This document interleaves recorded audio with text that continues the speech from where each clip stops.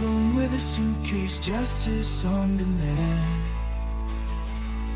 Lawyers ducking cover, judges standing firm. Brows of justice raised, making everyone squirm. Child.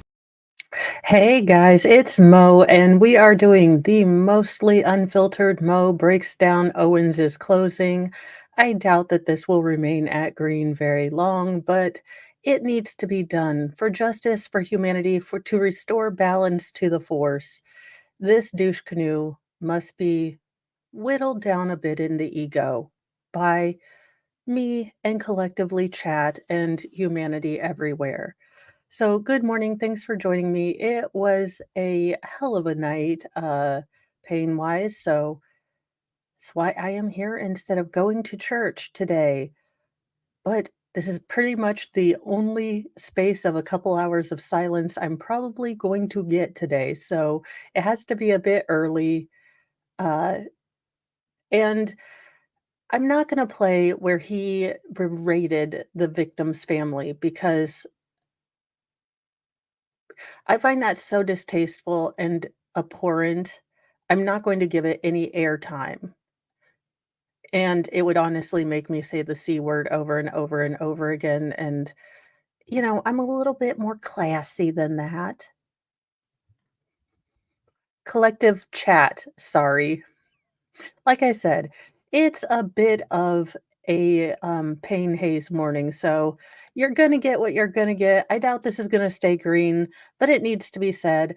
We are going at 1.25 because honest to God, he went a whole 100 and no, I'm sorry, an hour and 26 damn minutes with his bloviating stupidity that probably increased, the free CO2 in the atmosphere to Tatooine levels. And yes, I will be throwing out Star Wars references too. But I, we might even go 1.25 because he is just a festering abscess on the butt of humanity. Or at least that was his avatar today because he was representing one. But ching, let's get into this. Oh yeah. Yeah, I saw that too. What a festering dysentery pile.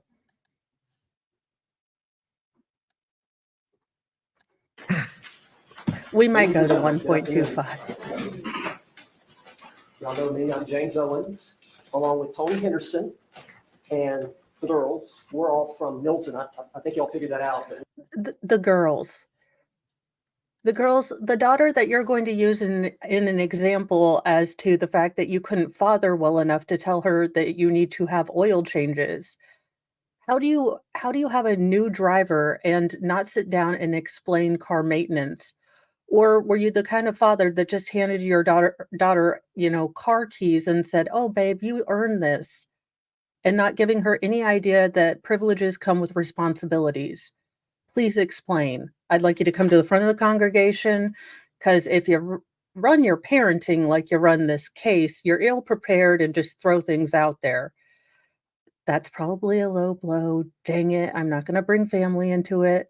But still, the point remains that you never taught your daughter about car maintenance. You never sent her to either a driving class or anything that explained that you need to change.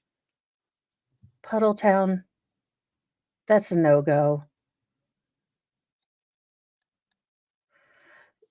You know, and they have names. They've been the ones saving your behinds this entire damn trial, pulling up case law and everything on their computers because you and your associates couldn't be bothered to look it up. So how about you say their names? Even in Hickville, ladies have names. And thank you so much, Jedi Jess. I honestly need to get that Amazon order in. But about, oh, what was it? 10 o'clock last night, middle daughter comes in. My car's not working. We hauled it back here, but I'm still going to a concert. I won't be back until 5. Could you try to get a new, battery for it or whatever it is? And I was like, honey, I will help you do those things, but I need you here with me. This is your car. So, see the difference in parenting? Yes, I could quite easily do all of the, point A to point B to point C things for my daughter. And some people might say, "Hey, she's 16, you know, you need to do this for her. She's just 16." But here's my other thought, and here's my strategy. I sit next to her and help her learn how to do these things because someday she's going to be out in the world, and the world's not going to have a person to sit down beside her and tell her things. So, giving her the skills to do these things by herself is important. I look, y'all, I'm not the best parent. I screw up a gajillion times out of 100, but I don't understand parents who don't get their kids ready for the world. Let's continue because now he's going to go to now. Have y'all ever seen Mayberry? I was from Mayberry. We didn't have no electricity. And then one day, all of a sudden, I saw a flyer, and just like the Clampets, me and my daughter, we hauled our, horseless automobile to the big old city to represent good old Sarah Boone, granny on the roof. This man is an insufferable twat. I mean, you know what? By the power vested in me by me, I excuse me today since I had a bad pain night, and this man is insufferable. Church of Mo approved. YouTube, this is going to be, isticisms against, a religion if you demonetize me. Let's go. That we were from out of town, Santa Rosa County, it's northwest Florida, close to Pensacola. And my buddy Kevin Beck, he's a longtime friend, he's from New Mexico. The team, the defense team, is here, and we're here to represent the Sarah Boone. And we feel confident that we're going to be able to show you why she's not dead. Okay? What the hell have you been snorting that you have confidence? I'm just asking because I think, that is at least military grade. Whatever you're smoking, you're like, I am confident. Okie dokie. Whatever you're having, I'd like to have what he's having. I've never felt that much confidence in a dumb decision in my life. But next time I really wanna, spend a whole lot of money on crafts that I have too many craft kits already, I would like to take whatever confidencium he's taking so I can tell Mr. Mo, "No, I absolutely need this, and we should put it on the credit card." No, not on Rumble. It was glitchy this morning, and I was not going to fiddle with it. Sorry, Neat Scholar. Let's continue with, his confidence, wherever it may come from. I'm going to take my time. I've got some notes. Hell yes, you're gonna I'm take your supposed to go time. You're where I'm gonna supposed take to go all to. our time I've got some and our exhibits I'm going to soul. show you, and then we got a couple of videos at the end. Okay, and we're going to try our best to help you make the right decision. Okay? But yeah, Milton's a small town. Objection. Providence. Overruled. See how small it is. 7 miles away is another small town called Pace. In between that is a Walmart. It's a very small town. We didn't know what to expect coming down here to Orlando. Providence. Judge, I'm allowed to. I'll give you a little bit more for intro, but then we need to get into it. The judge is like, "Oh my god, where the hell are we going with this? Why is it we don't have Browse O Justice Cam?" Because his WTF face is subtle, but when you see it, and it's hilarious. Just hilarious. I'm going to get into it. I wanted to say it's a small town, good people. We've been down here 3 weeks. We didn't know what to expect. We've been surprised. Objection. Improper argument. Mr. Owens, approach. Oh, poor Owens getting told you can't bring your I was a poor. This reminds me of the beginning of The Jerk, and I can't really say anything that Steve Martin said because 2024. But if you have seen the opening of the Jerk, Objections overruled. All I wanted to say is just since we've been here, we've been treated with respect and hospitality, and just like we've been able. We appreciate that. Now, I'm going to do some reading, and then I'm going to do some talking. But ultimately, this is about justifiable use of force. That is a legal defense in Florida. We as citizens, the law is designed to protect us from defending okay, ourselves. when you are built like a toothpick and Gumby, the giant shoulder pads are very disjointed. I mean, he's having the opposite problem as tan beige vintage suit guy. His suit is literally swallowing him, and I thought no, just what a dingus altogether, all around. But yeah, no, double the shoulder pads, Owens. I think they'll make you look even more powerful. Ourselves to protect us Good from a morning. potential attack. And you are the only ones, in this case, because Sarah Boone was arrested, that's going to be able to look at it critically and objectively. Objectively. Not like the state attorney. Objection. Improper argument. Overruled. He's like, unlike my fellow lawyer over there who is lying like a snake in the grass to you. He should have just gone full Baptist pastor at this point if he was going to put on like the shtick. And no, I was Owens'd out. I am in a super petty pain mood, so I'm afraid that I'm committed to watching this. Do I want to hear him bloviate about anything else? Not really. But I'm sure he said something as brilliant as everything else he said. So, bright enough to light a 2-watt bulb. He truly is the oldest and dimmest child savant. Objectively. And the law in Florida gives you all the power and authority to do that. The state attorney can't make the decision. Welcome. They can't make the decision. They can try to influence you. You can love who you love, but We're I gonna will talk not about some of the condone things they this did marriage in between this you talk. and duck Some of the lips. things they said. Objection. Yes. Okay, this is where Owens reverts from all shuck good home down home lawyer to a angry pissed off 14-year-old whose mom won't let her get her nose pierced at Claire's or any of her gauges, embiggened at Hot Topic. But mom, everyone else is doing it, and why do you always have to be so mean? You don't understand what I'm going through and what I have to do and how I have to be cool. Did Owens also go to the mall to check out chicks? Is Owens the male avatar of Sarah?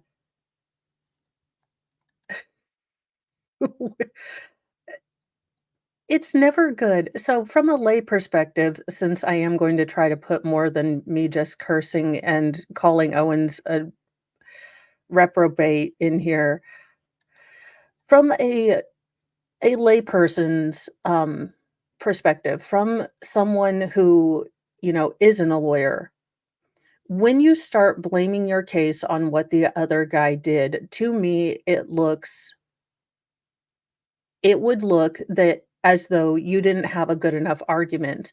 Now, especially when I have seen the state basically put on a cut and dry case. Now, there are times that I think, you know, jurors can tell that there's been some shenanigans. But also, it's a bit weak to come up here, and it shows that he's vamping a little bit. He did not sit down. I don't know what he was doing, but he did not sit down and actually think through his closing. You can tell it is scattershot. You can tell he didn't have a plan. He was not prepared, did not have notes required. He was going to wing this. Now, whether he was so high on confidence that he was, assured that he was going to win, or he was in the late stages of cranial rectitis. He's going to have to he really is in the late stages. His head is going to have to just do a full Lemmy Winks, to get back up there. He can't kinda go out the back anymore. So God bless him. This is obviously a symptom. It's a sad thing. It really is. For all 5 people who watch South Park, I loved that show. But let's continue. He did something wrong to me. You instantly lose, you know, the argument to me as a layperson. No, I haven't yet. I will have to look at it later. Oh, awesome possum. I'm glad that that was a good thing. I know you were a little worried about it, but I'm glad you're feeling a lot better. Well, that too. Oh my gosh, Jim Henson, please make a courtroom edition. I'm there. I will be your I work on puppets. Come on, we need a court puppet show. And I can't be the only one doing it because if Mr. Mo sees me buying puppets, I think he will, maybe get me a 3-day not so voluntary vacation. But we need a puppet court show. Come on. We can do it based on real, court streams. It would be great.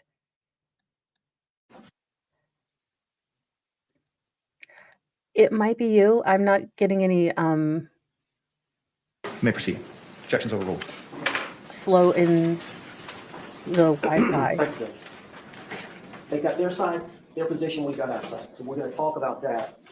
But, and we're gonna talk about justifiable use of deadly force and non-deadly force, but either way, however you rule, it still justifies her behavior. It was just a long day and sitting a The result lot. is not good.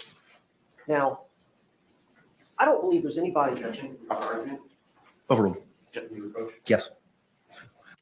Oh no. Now Owens is going full. He's like, Jesus, Beelzebub, Kim Kardashian, save me. I don't know who he prays to, so I gave him a couple different options.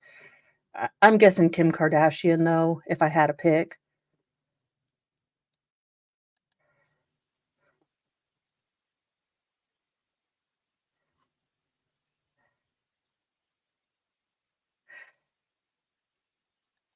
I am going to probably rest this afternoon after making Mr. Mo a big pot of his favorite soup and maybe have him start a fire. Also, talk to him about some desk modifications that I think will help.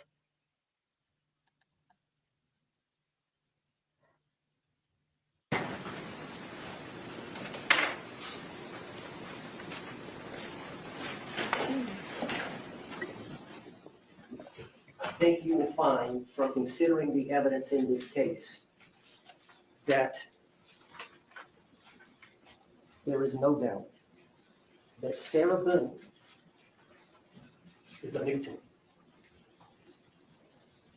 Of herself. It's a half sentence, and then you complete it by saying a victim of herself. Sarah is like Sideshow Bob stepping on every single rake in front of her and around her and just going dolt and then stepping again and stepping again. Now,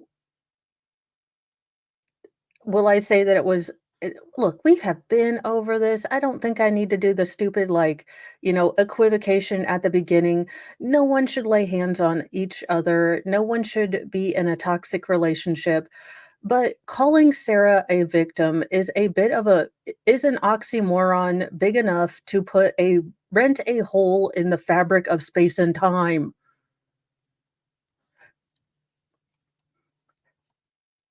Oh, no, Veilhammer is not here. Veilhammer joins me on Saturdays. He actually has a real job. I am doing my semi-employment hobby. So, he joins us on Saturdays, But thank you guys for showing up to Legal Shenanigans Theater. It is a fun time and a kind of decompress like this, and I think we all need it after this trial. Yeah, I'm sure she's writing an 1100 First Testament and New Testament, manifesto as we speak. That Sarah Boone has been traumatized. She would have to have empathy, a That soul, Sarah and Boone is a still soul to be traumatized. traumatized. And the reason for the trauma is George Torres. The reason for the trauma is George Torres. From the positive things about the man that we've seen on video to the positive things Sarah Boone has testified about,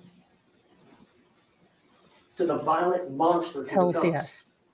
And I mean monster, because it was repeatedly. Owens, you know what negates your calling him a monster? The fact that he was sitting on the bed, said, "Yes, ma'am, no, sir, yes, sir, no, sir," every time the police came in, didn't fight them. And when his so-called bad behavior, Sarah videotaped, he didn't, I don't know, Chuck Norris roundhouse the video cam or the phone out of her damn hand.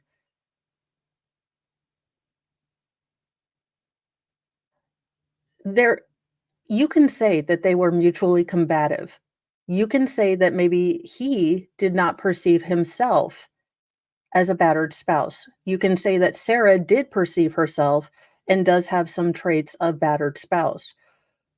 What the evidence did not prove was that George Torres was the only combatant. And that's where you lose that.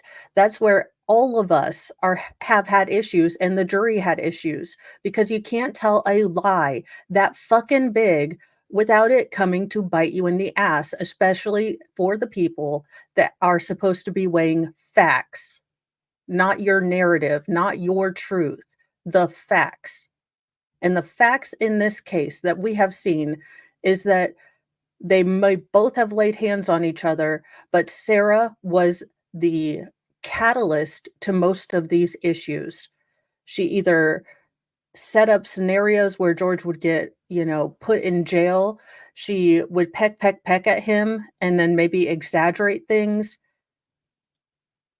So you are now the avatar for your client. And the more you become unhinged later on in this closing, you are already losing the jury by telling them a bold-faced lie. A bold-faced lie. Again, there is a way to paint Sarah in a better light where you say, yes, Sarah has some difficulties in the relationship, especially with bullying words and things, but that does not give George the license to lay hands. And you are going to have to be the finders of facts as to who was the aggressor in this relationship. But from Sarah's perception, she was the victim and she has been diagnosed with these particular syndromes. And the state's witness even said, their expert said that two people could be in a relationship, both being in a mutual combative relationship, and one could perceive themselves as the battered spouse and the other could not. But instead, because you didn't take notes, you didn't prepare, you didn't want to come at this logically, or maybe you have just spent so much time with Sarah Boone and her general cuntiness has switched over to you through osmosis, you didn't. So you boldface lied to the jury and you wonder why it only took them an hour.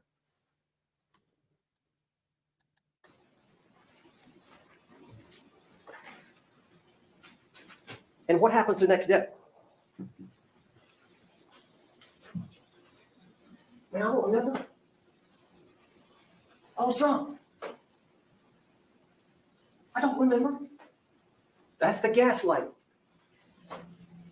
That this young woman, vulnerable woman with nobody, Again, call a spade a spade. The state did that in their closing, and people respect that. Yes, they brought out all of George's past, relevant to Sarah. They said, yes, George has some bad things. George has done bad things to Sarah Boone. But to call her a naive schoolgirl at the tender age of 47, a woman who I think barely maintained employment her entire life, barely maintained sobriety. And I say that not as a dig, because I think a lot of people, will and can fight their demons. And we all have things that, are addictions to us, whether it be streaming or that kind of thing. So this is not a shamey video, but still, you cannot bald-faced lie to the jury and attempt to maintain any sort of grasp on their suspension of disbelief. They've seen the video. She's not helpless. That woman is a verbal assassin. She killed men's souls. She was the Mata Hari of male, cringitude. She neutered these men. But no, she's an innocent schoolgirl, Pollyanna, skipping down the stream,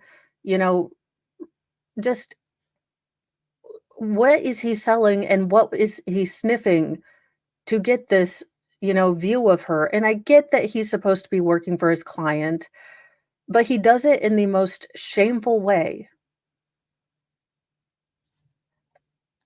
I have no idea. Jen, that video of George in a fetal position on the floor, regardless of your gender, if you have been in a position like that before, if you have been in a relationship like that before, you put yourself back there. You remember a time like that, regardless of your gender, regardless of it. And I think he knows he's sunk, but he continues with this. Again, the state doesn't lie.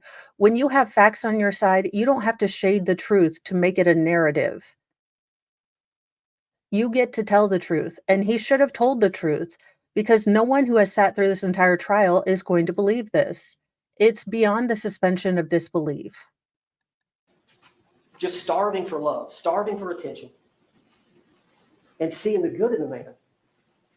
And it was good. But every day was on the balance. She measured every day, depending on how it started and then how it ended. And that's the way she had to live her life, day in and day out, day in and day out. Dr. Harper and Dr. Brandon talked about trauma. So, Tara, I've heard different stories. I've heard that his birth name was Jorge, but then he didn't like his father, so he wanted to be called George.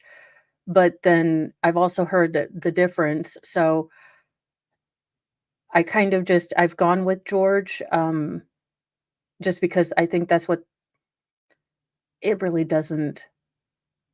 But yes, you're right that it's been reported many different ways. Ooh, book club. Yeah, those were visceral videos. Those were visceral, and that's probably, a bit. I kind of expected that I was not gonna have a great, day here, probably at the end of this trial, just because, you know, all of those emotions, the tensing up, because you do have a fight or flight response to some of those videos. So I was kind of expecting this. It is kind of nice to just have a BS stream where I can say what I want, ramble on. And you guys, thank you for joining me. I didn't say hi to each and every one of you, but thank you for joining on a Sunday morning when I'm supposed to be in church, but I can barely walk this morning. So I was like, no, not going to go to church today.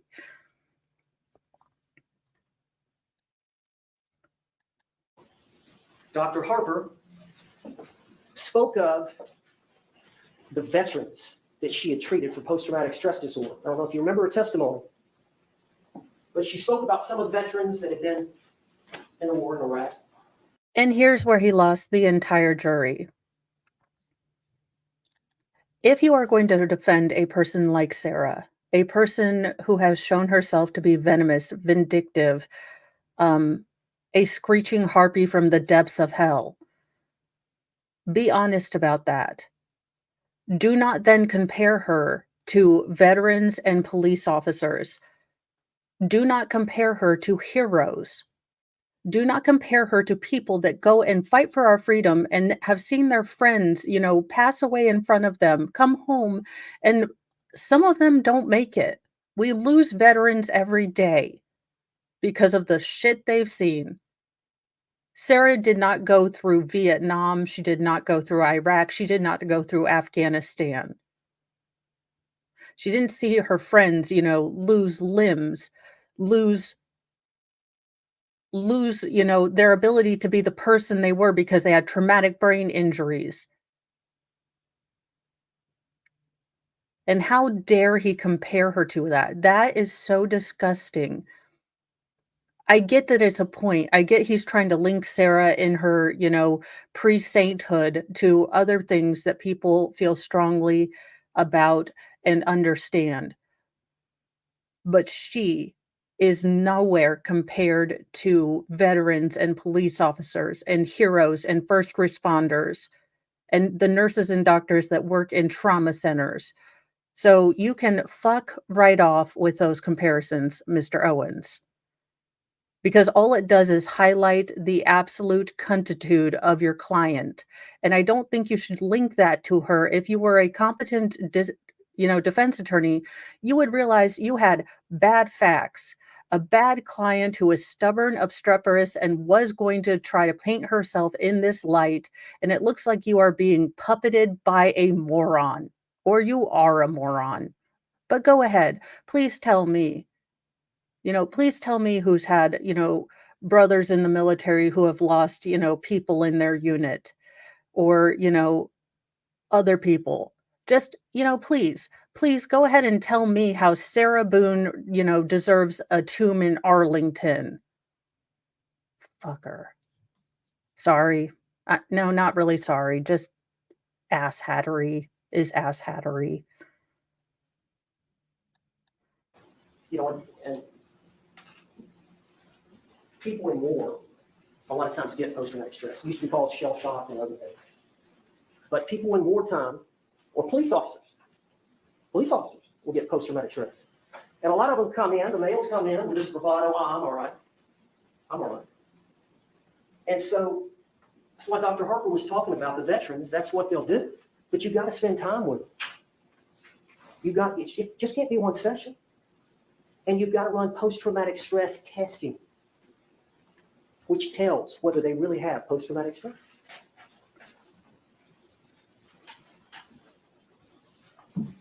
And we all probably have experienced some trauma. All of us have lost some loved ones. And it's awful. Lost loved ones, like the people you raised your hand, shouted at, and basically called, let me guess, conspirators in a grand conspiracy to frame and derail your client's quest for justice. Because the mom who lost her baby boy, the mom who can remember him in her stomach, feel those kicks, that excitement before he was born. They pulled him out, put him on her chest, and she held that baby boy for the first time. And she is reliving every single one of those moments as she hears her son slowly dying because your client took a video of it because she is a worthless human who has done nothing in her life except create a wonderful little boy who, thank God, doesn't have to spend any more fucking time with him.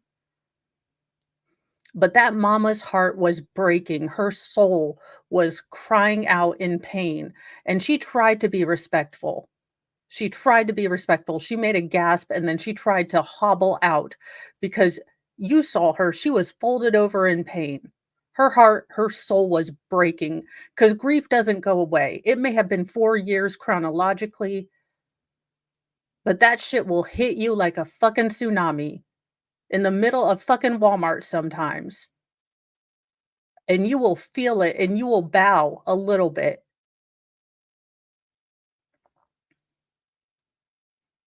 That's how real grief looks like, you motherfucker. Sarah hasn't cried a tear, hasn't said one letter saying, "I am sorry. I I I cannot express the words, the magnitude of what I've taken from Jorge's family. I cannot express what I've taken from his daughters, from his future grandchildren, from every future holiday that goes forward." But she sure as hell has talked about her struggle and her feelings and her justice. So maybe you should think about that, Mr. Owens, when you try to compare that.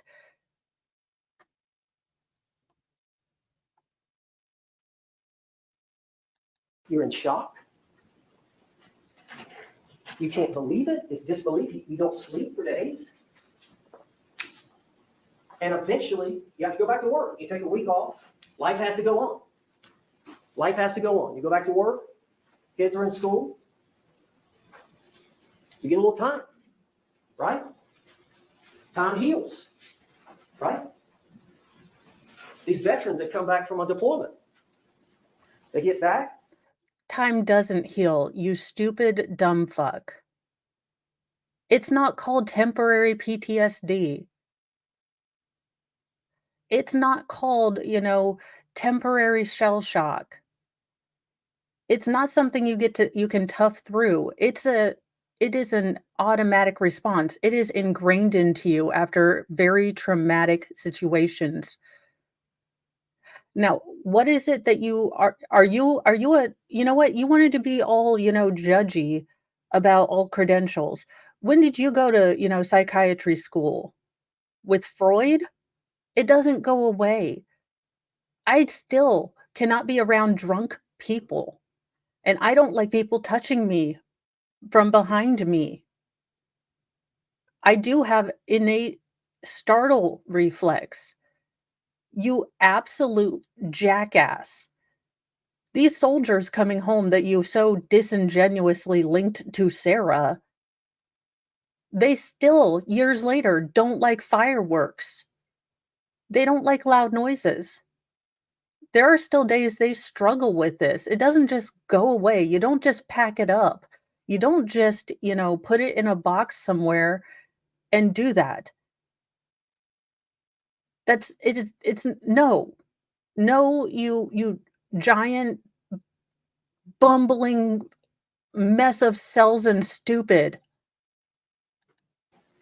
They get some semblance of normalcy. They may or may not get some treatment, but time helps. Time heals.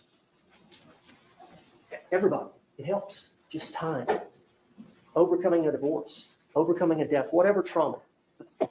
Sarah Boone had no break. No break. Learned helplessness. Just giving up. Yeah, I saw that. Just giving up. I can't get out of this situation. They broke up. She go about 2 days. Texting, calling.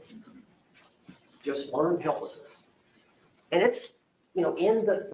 No, that's Sarah Boone wants a subject to wait on her. Sarah Boone is not happy without a victim. She went from person to person. Sarah Boone wants attention. That's what that is. Sarah Boone realized that she would have to pretend to be nice to another victim for a little bit if George didn't come back. And she liked George. She liked messing with him. If you watch those videos and don't think she had a sadistic bent, then I don't know who you are. But she liked torturing him. She liked digging at those scabs on his soul. She loved putting him down. She loved making him feel little. She loved the power of breaking up his birth certificate, of calling the cops,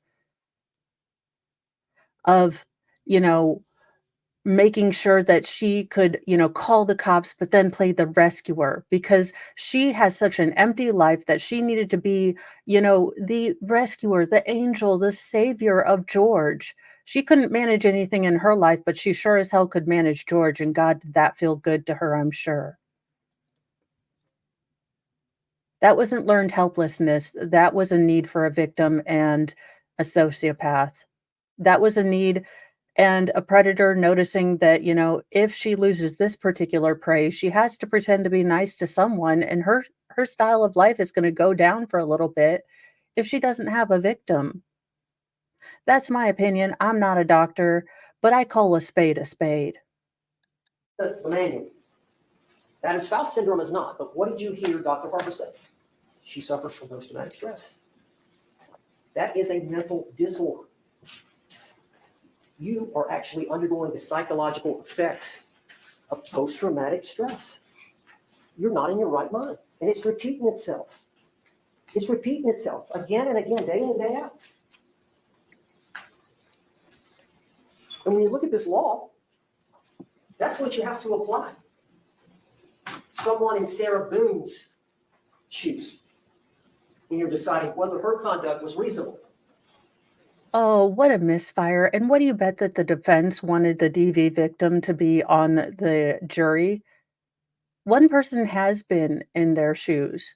And you know what's funny is I bet people that didn't raise their hands for DV maybe saw a past relationship that they'd never classified as DV or anything really bad, but saw some traits in those videos Sarah took of George. What a momentous idiocracy and stupid move that you guys made introducing battered spouse. You guys hadn't introduced battered spouse. You guys had taken the plea deal. None of this other stuff about Sarah would be out to the jury. But you guys opened that door, and we got to see exactly how Sarah behaved. Now, that's a problem, because that in no way looks like he was the aggressor. She treats him like a dog. You think a monster, you think an abuser, you think a predator is going to take that? No. He needs all the bourbon or whatever he drinks. Shirley Temple, I don't care. He just needs a lifetime supply. Got a bunch of notes. Hey, how about you do some preparation? But no, that would have been, work and being a lawyer and such. Not that, it was something I wanted to read.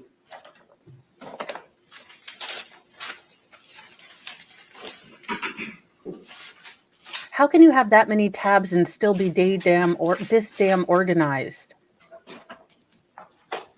All right, we're pushing him to 1.25. He's going to give. Maybe he'll find a clue faster. Sarah Boone's long-term exposure to abuse created a state of learned helplessness and diminished her capacity to assess risk. Too quick. especially in moments Now of he's high annoying stress. chipmunk.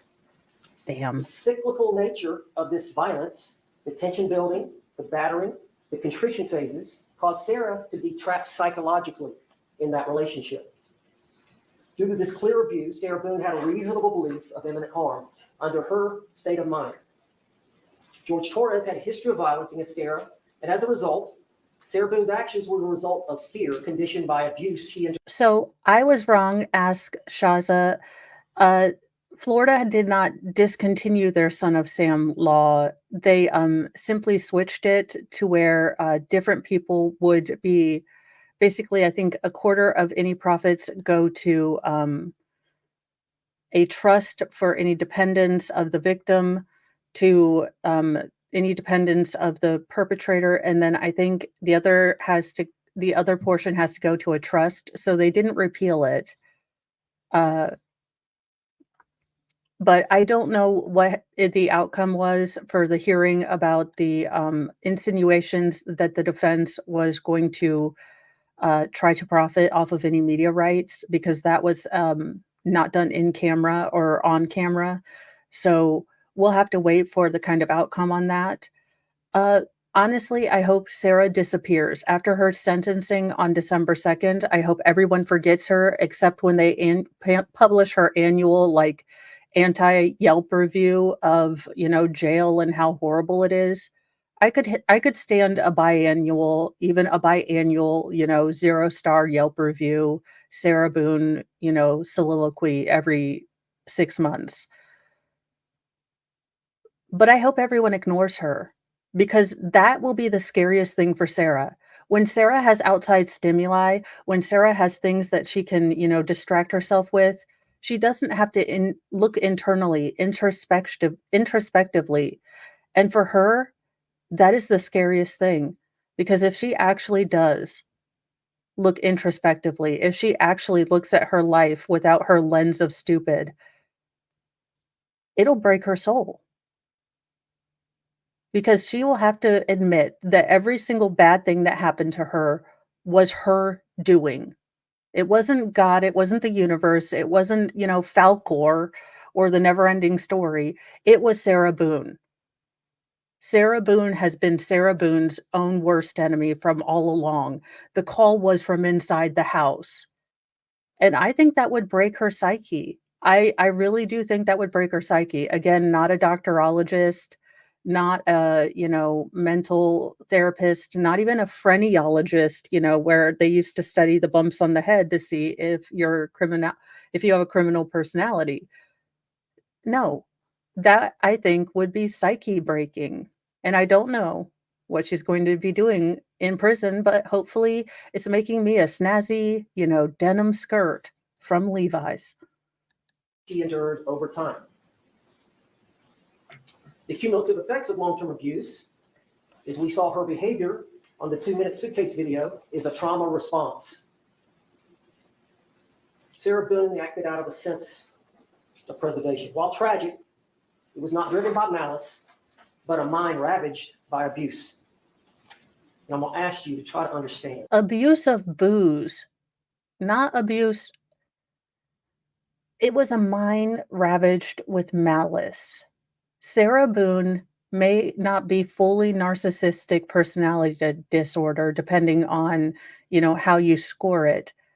But if you cross a narcissist, they will get you back in kind times 3. You've dealt with a person, you like this. We've all had it, you don't answer their cell phone, text quick enough. Well, you're against me and F you and screw off, bitch. You're not my friend no more. Or, you're a couple minutes late. Well, I see that you just don't care about me. Okay, well, then I'm just going to set your things on fire or something like that. It's always disproportionate, it's always aggressive, and it's always damaging. And she has to lash out. He willfully misconstrues, obfuscates, and twists what these witnesses said. And the jury who has taken notes, who have been engaged in this trial, do not appreciate being lied to. And every time Owens goes up there, he, goes and twists things around. Again, you cannot be the avatar of a dislikable, disingenuous, cunty client. Be that avatar, take on that personality, and expect the jury to follow any shenanigans of a story you're trying to sell. Try to understand. She's Ray Palpatine. Sarah Boone being emotionally and psychologically broken. His actions may have been misguided attempts at survival, but not murder. Imminent danger, her response reacted to that belief. It's somebody suffering from the long-term psychological effects of domestic violence. Who spent a lot of time? Dr. Brandon, you remember him. He was the first expert on trauma. The one that didn't ever talk to Sarah, therefore can still smile. Took some notes. Kevin Beck, you remember, did the direct examination of Dr. Brandon. He was from down in Miami, I think. He talked about the trauma, that you cannot escape from the abuse, so you develop coping skills to protect yourself, knowing that the bad things will happen to them. It changes your behavior, not only your behavior, but your thinking, your subjective thinking about fear and what to do. And if you remember, Dr. Brandon said it's all about that person's perception. Okay? A lot of times they will self-medicate with alcohol. And if that person's perception is 100% vodka and 300% cunt, I do not have to label that perception reasonable, because the other part of that law is, would a normal, rational person subjectively think the same way that Sarah did? They can take everything into factor. They can, take multivariable approaches, but it still says, would a reasonable person in the same situation do what she did? And the answer is hell to the no. And just because George wasn't a saint doesn't mean he deserved to die in a fucking suitcase, you damn. Again, you could have gotten so many brownie points. Closing. I know this trial. My client and we've talked a lot about my client, Sarah Boone. But I guess I want to start this closing by saying that we understand that the loss of George Torres has greatly affected his family and his children and his friends, and that it was a horrible way to die. But my client didn't do it out of malice. She did it to defend herself.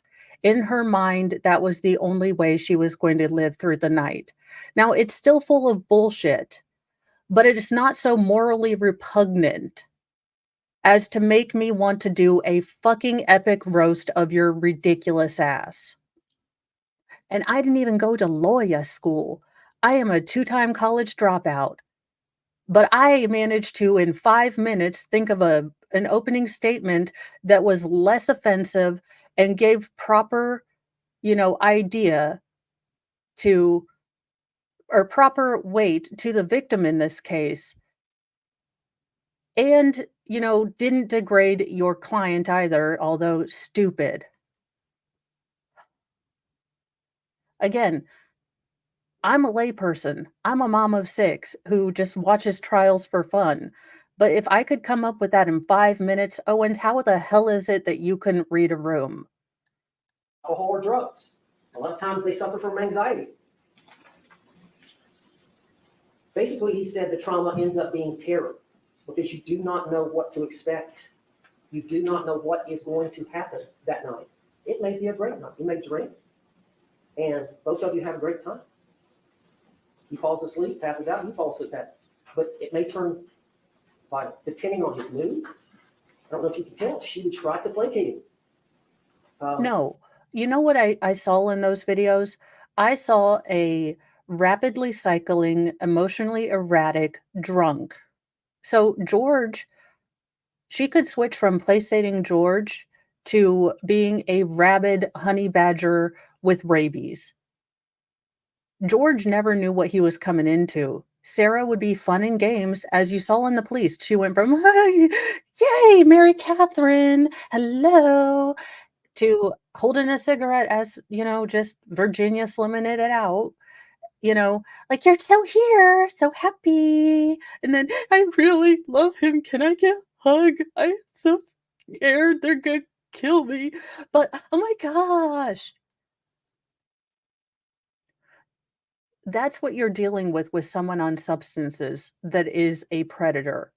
She can go from dink to dink to dink. You can't plan, you can't deal with that, and you most the hell certainly do not go up to sleep, Sarah Boone, if you are dealing with, a mix of the Hulk and, a rabid Wolverine.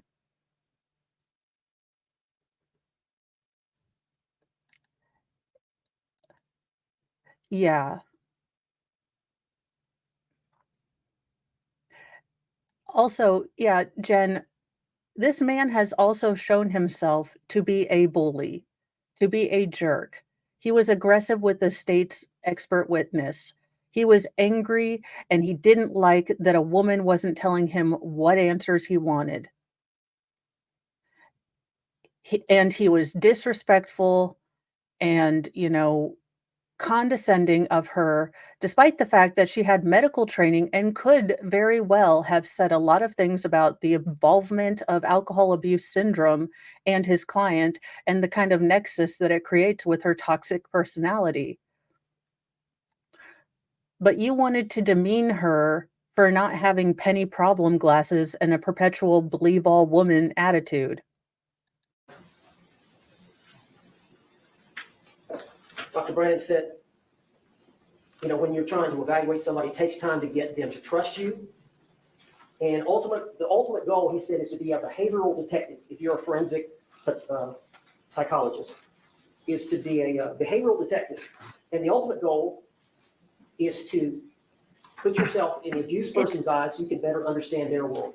It's extremely disingenuous. It's extremely hard to swallow. And if I am a jury, it's going to be like he's lying to me. Do not lie to me. Do not, piss on my shoulder and call it warm rain. We've seen the videos. He could have been genuine. He could have said, look, my client doesn't always look good in those videos, but she was dealing with this, this, and this. Now, that's probably Sarah's, interpretation of all this, but you could. He's just a douche McDoucherton. But ultimately, it's their perception of danger. Their perception of danger is what you have to look at.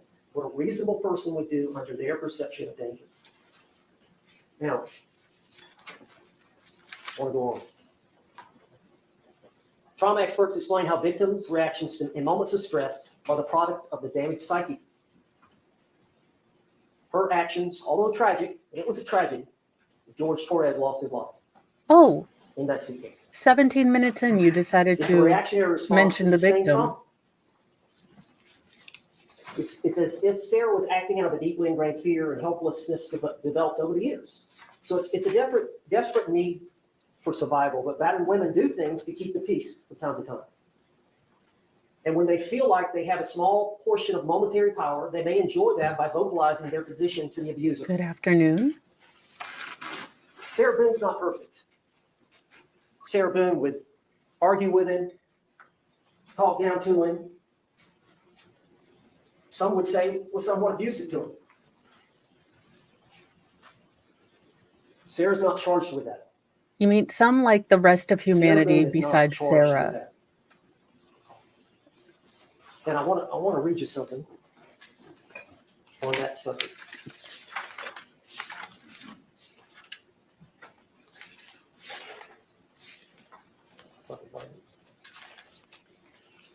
Essentially,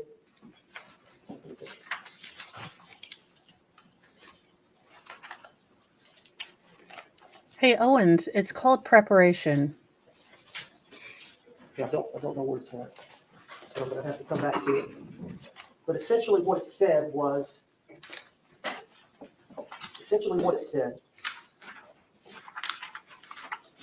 eventually.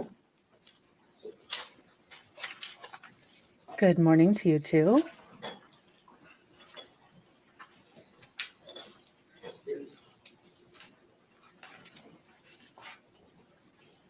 It's been a 2-week trial, I got to let you know.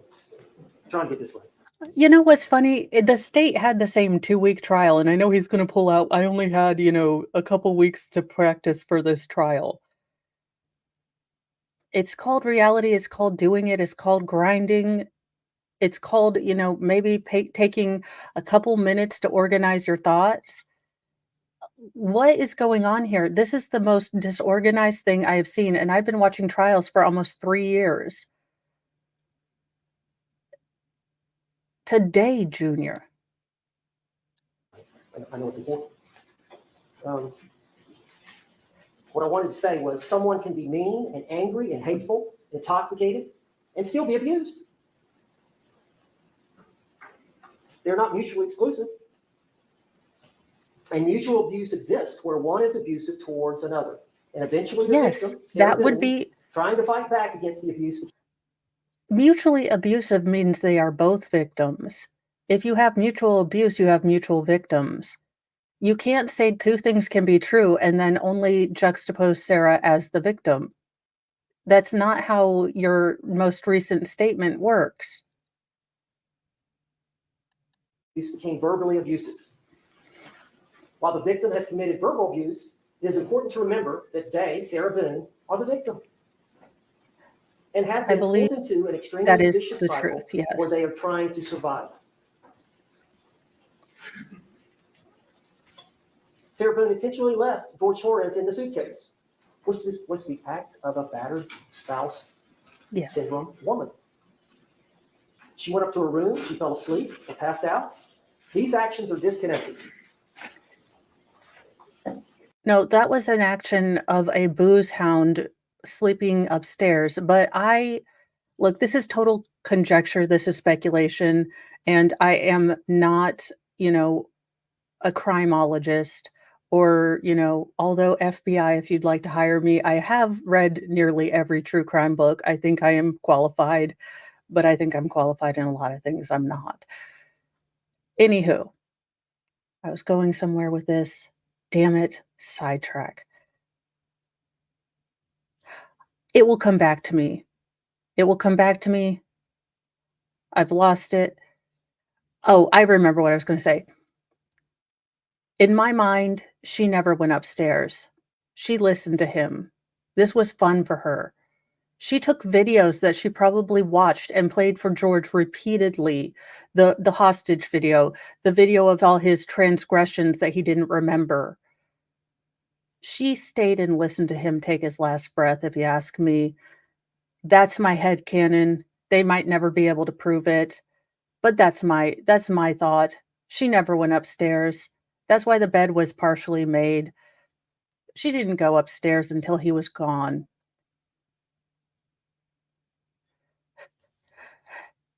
Yes, today is I haven't even checked the dashboard. I'm pretty sure it's on like red or stop.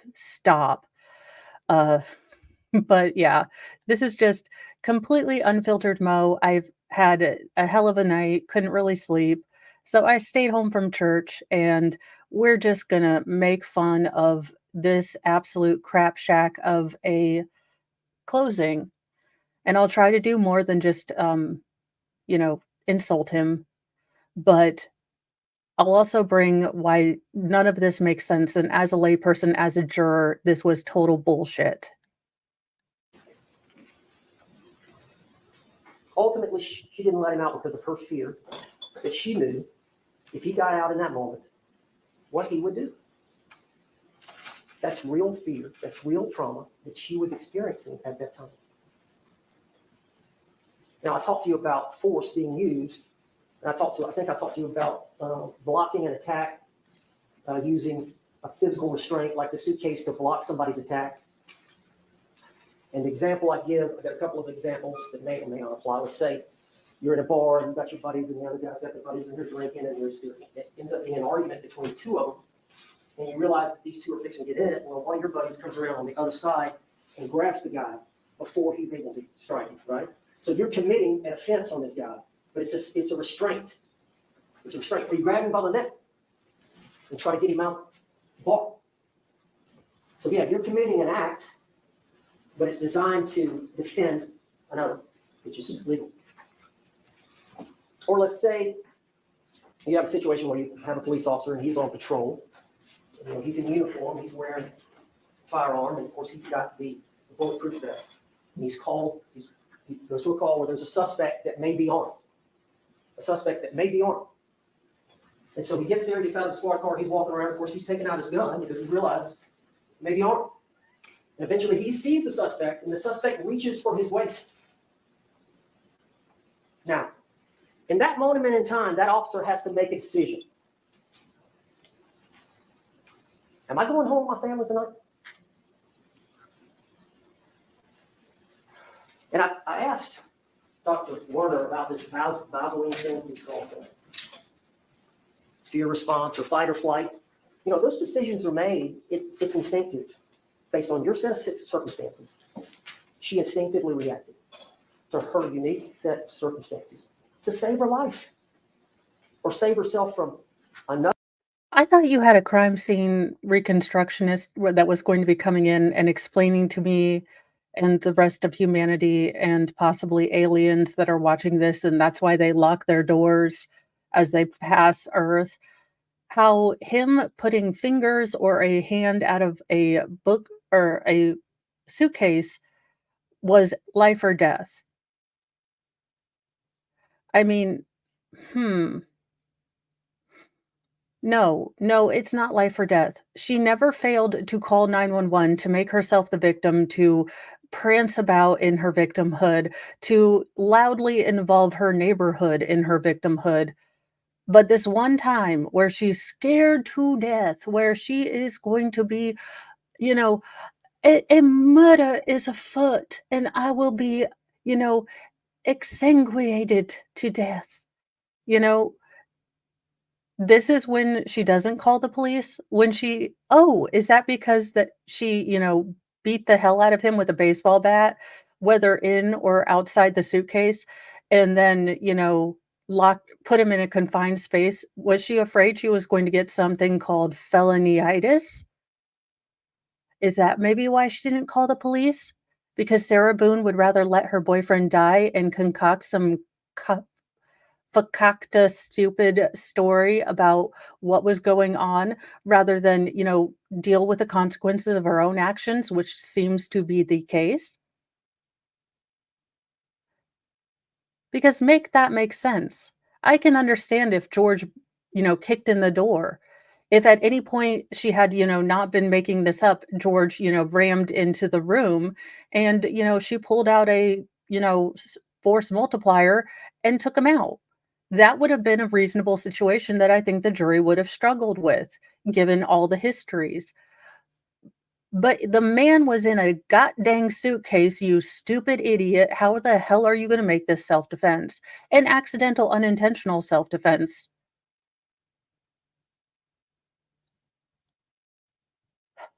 Another one of these. I'm 63.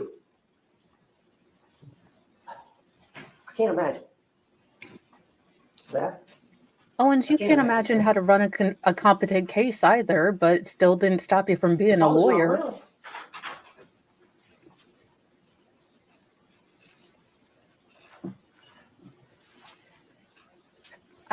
I will dress as brows of justice for the sentencing. I need to talk about the case a little bit. And if you remember, Yes. I'll get back. If you'll remember, that's what this is.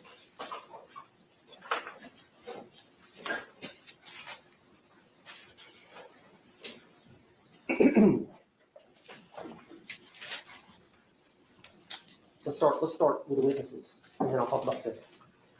But the first witness out of the box for the state, if you remember, was Juan Torres, the brother. Remember that? It was some time ago. I know it's been a while. Y'all taking notes. You may have to go back. Their first. I have never felt more like Will Smith in my entire life than at this moment. After this man stood up and went, they are, sabotaging my innocent angel of a client. I have never in my 170 years of practicing lawyering seen a display such as this one in contemptuosity and, outrageosity.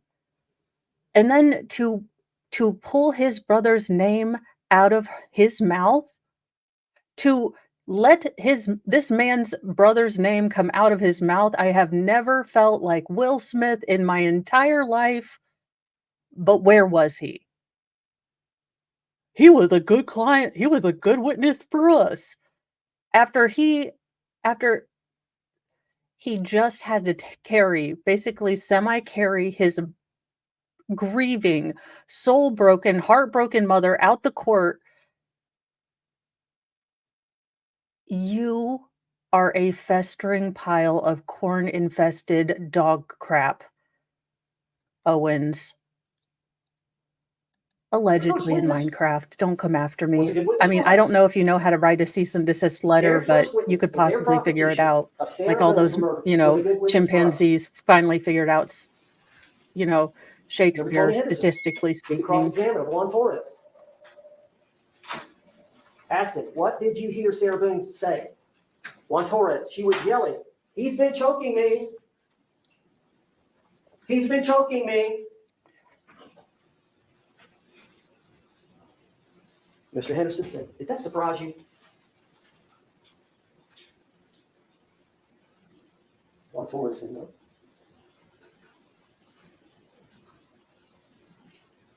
that family knew what was going on. Yes. Sarah Boone manipulated one of the brothers into beating the ever-living hell out of George because of her accusations. So you cannot paint them in a light that they were unaware, unsympathetic to Sarah's suffering if that happened. And I say this to the brother. If you ever see this, I doubt you will, please don't carry that guilt. You thought you were doing something noble, and it turned out you were being manipulated. That's on Sarah. That's not on you. Hopefully you and George were able to patch things up before he passed. But if not, please, please, please don't let that guilt destroy you, because it will.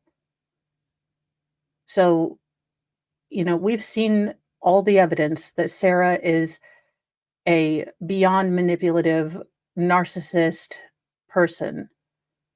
Please, please don't, carry that forever, because it will destroy you. You were manipulated, you were deceived, and hopefully you got the ability to patch it up.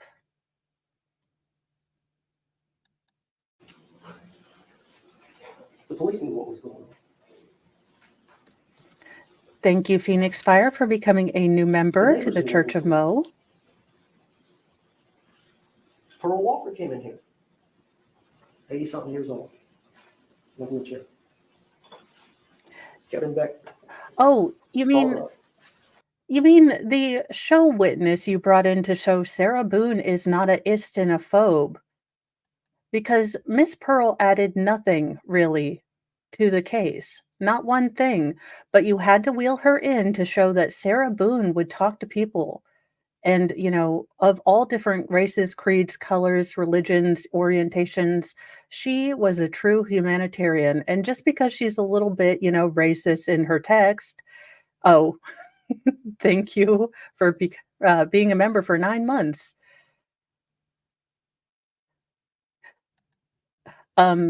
Even though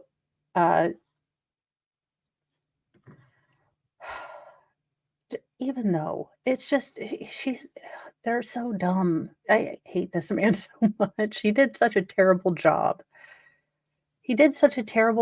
And yes, I concede from the beginning this case had terrible fact patterns for him, had terrible, client. But he not only saw all of this, he came in unprepared and decided to be the ringleader of this circus and take Sarah Boone's, not take the reins from his client, but let his client be in the driver's seat. She saw it.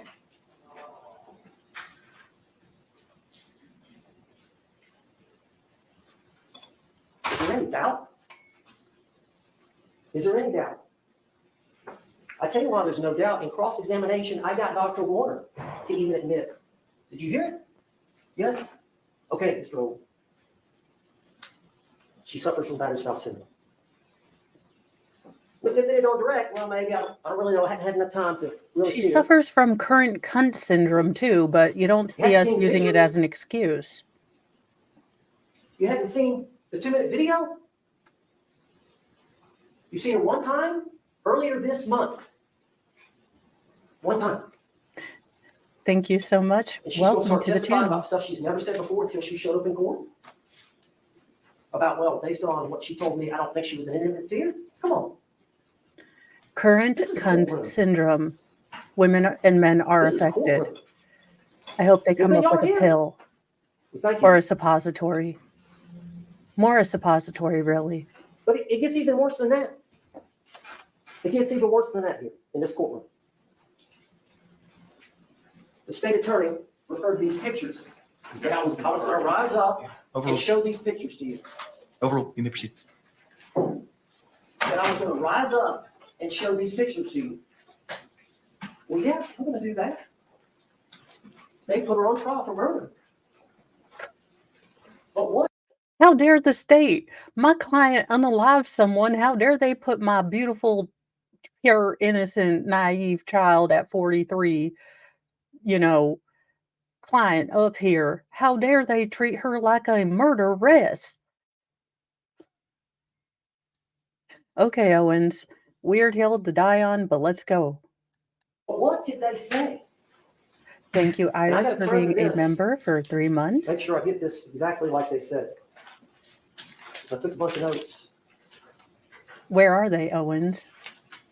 Did you take a note of where you put your note? Let me make sure I got this quote.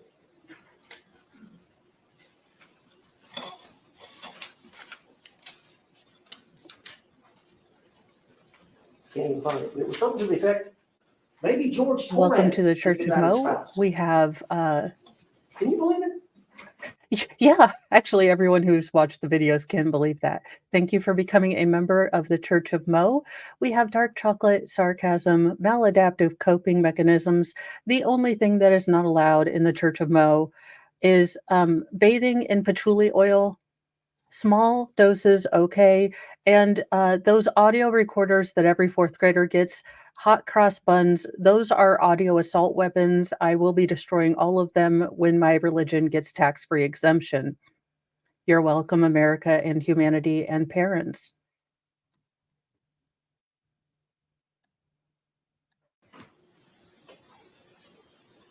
Can you believe that? Now you know why we're here. Now you know why we're here. Little boys learn early on that girls are different. You do not put your hands on a girl. I'll You have to can't check with wrestle him. with them. You can't punch them. You can't kick them. You can't treat women that way. Hey, Owens, it's really interesting that you're a misogynist, but you also then want to protect women. Now, this is what I tell my girls. I say, you don't lay hands on other people, but if you want to go dude to dude with a guy, you might want to, expect a guy to, if you act like a dude with a guy, he's going to treat you like a dude. That's what my mom taught me. I'm from the rural Midwest. I don't know. I'm from Southern Indiana. So maybe in, wherever Hickville he's from, you closet your children. Yeah, you don't.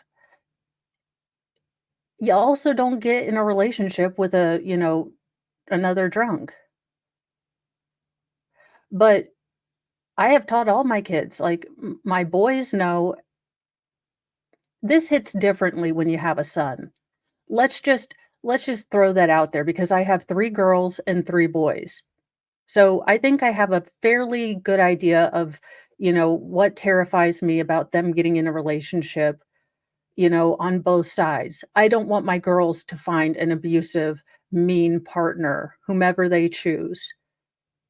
But I also don't want my boys to go through that. And I have seen many, many examples of how women manipulate, emotionally abuse, financially abuse, paternally abuse men. And I don't want that for any of my children.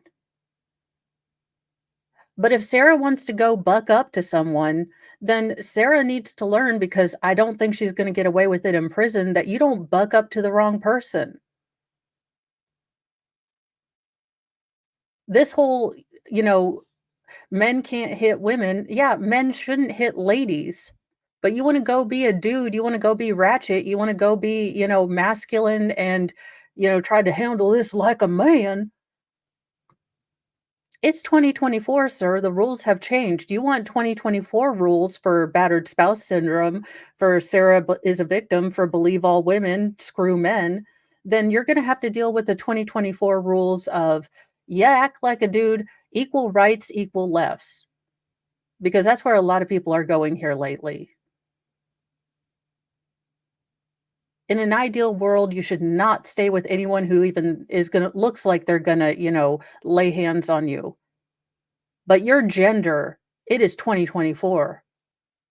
I don't even know if we can use gender to, disrupt that. You can't have these different rules. We can't say, oh, believe all women, this, that, and the other, gender is nothing. And then tell boys still, your girlfriend, your wife decides to play Chuck Norris on you, you just have to take it. What about the men's truth? What about the men's, victimhood? Or does that not matter because they have dangly bits? Because they're not a woman, we shouldn't believe them. Because I think we just saw really good evidence that it happens to men too.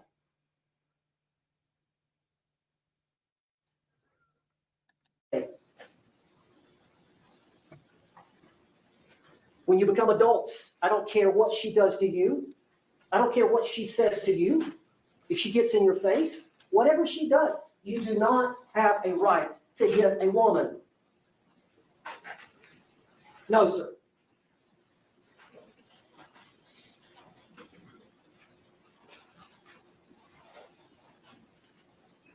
What has the state attorney tried to do? Objection, proper argument. Sustained. What has they done? Objection. What evidence have they tried to put on? Overruled. What evidence have they tried to paint Sarah as? What evidence?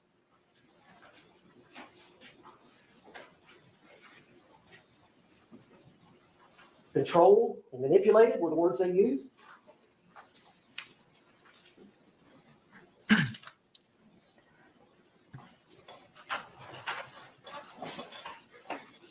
This ain't the 1900s. This is 2024.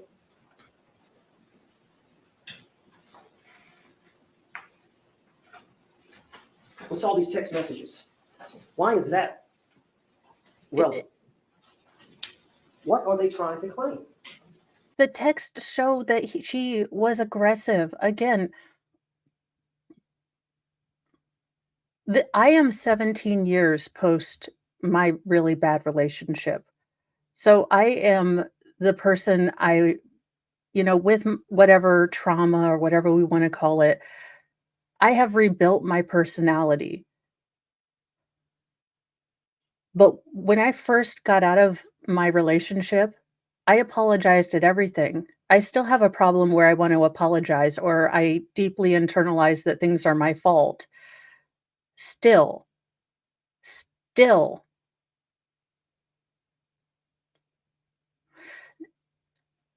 I am not aggressive with people I don't know. I'm not outwardly, gregarious with people I don't know. Now, when I know you and or I'm out here, I am absolutely a loud person. Loud noises still scare me. A lot of crowded people, drunk, crowded people still, bother me. There is a persona, there is a lessening, there is a hunching in. I can't verbalize everything, but I can tell you that she in no way engenders the personality traits of someone who has been the abused. Now, she engenders a lot of, personality traits of the abuser, but not the abused. And thank you, Shalom D, for gifting 5 memberships, and those went to Lilo, 1998, or 1980, sorry, Charisse Hitzman, Mala Bragava, Lily the Rabbit Hole Explorer, and Valhalla awaits. Valhalla, you are just so lucky. I love that Valhalla has like a wrench everywhere and a gifted membership everywhere because he's Valhalla and it makes the balance in the Force. But I can't verbalize it. I don't have all the words. I think I will be helping hand out candy. I might do a Halloween Newsy News special. I've got 2 different costumes planned, and I'm probably not going to be glenning it again. I do have just a tiny bit of an ego, and I'd like at least 2 of my costumes to not be a dude one. And thank you, Seagate. But you know what I've learned doing this trial is that a lot of people have been through this. And if I could give any advice, and I'm not going to lie to you guys. If you are going through something like this, man, woman, zimzer, I don't care. You don't deserve to be in a relationship where you're constantly brought down, even if it's just words, even if it's just, she's, he's real stressed out. She's real stressed out. And she only says really mean things, really cutting things. She only brings up, things that really bother me on her bad days or on his bad days. If a relationship is making you feel less, it's not a good relationship, and you don't have to stay. You're not stuck. I'm not going to lie to you that those first steps out aren't going to be the scariest because you have been made to feel small. You have made to, think you're broken, that no one else will love you, that you shouldn't love you, that you're so broken and you're responsible for so many wrongs in this relationship, that you don't deserve anything better, but you do. And it's going to be scary, but you can walk away and create something new. Get back yourself. Build that up. You will always carry a piece of that with you. I wish I could tell you that it goes away, but I'm 17 years out, and there are still things that I can't handle because of it. But you can take that wisdom forward, and when you see it happening around you, you can be that person that says to someone else, it's going to be hard, but you can do it. And you can be a light for someone else. You can be, that word of wisdom and that person that helps another person. And that's what I hope I do here, beyond, thinking up creative, uses of the C word. But I really hope that, again, please think about it at least. If you see these things, if you see these, characteristics and you're like, gosh, this looks like something I'm going through. If they won't get help, if they won't work with you through it, then please consider it because it's not worth it. It's not a good relationship. Let's get back to making fun of Owens. I feel like I've had enough Oprah moment for right now. Well, there you go. Always good.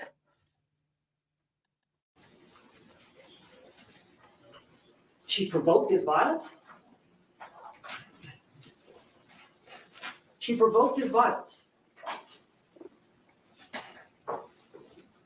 Isn't that what they've done here in this trial? Proper argument. Sustained.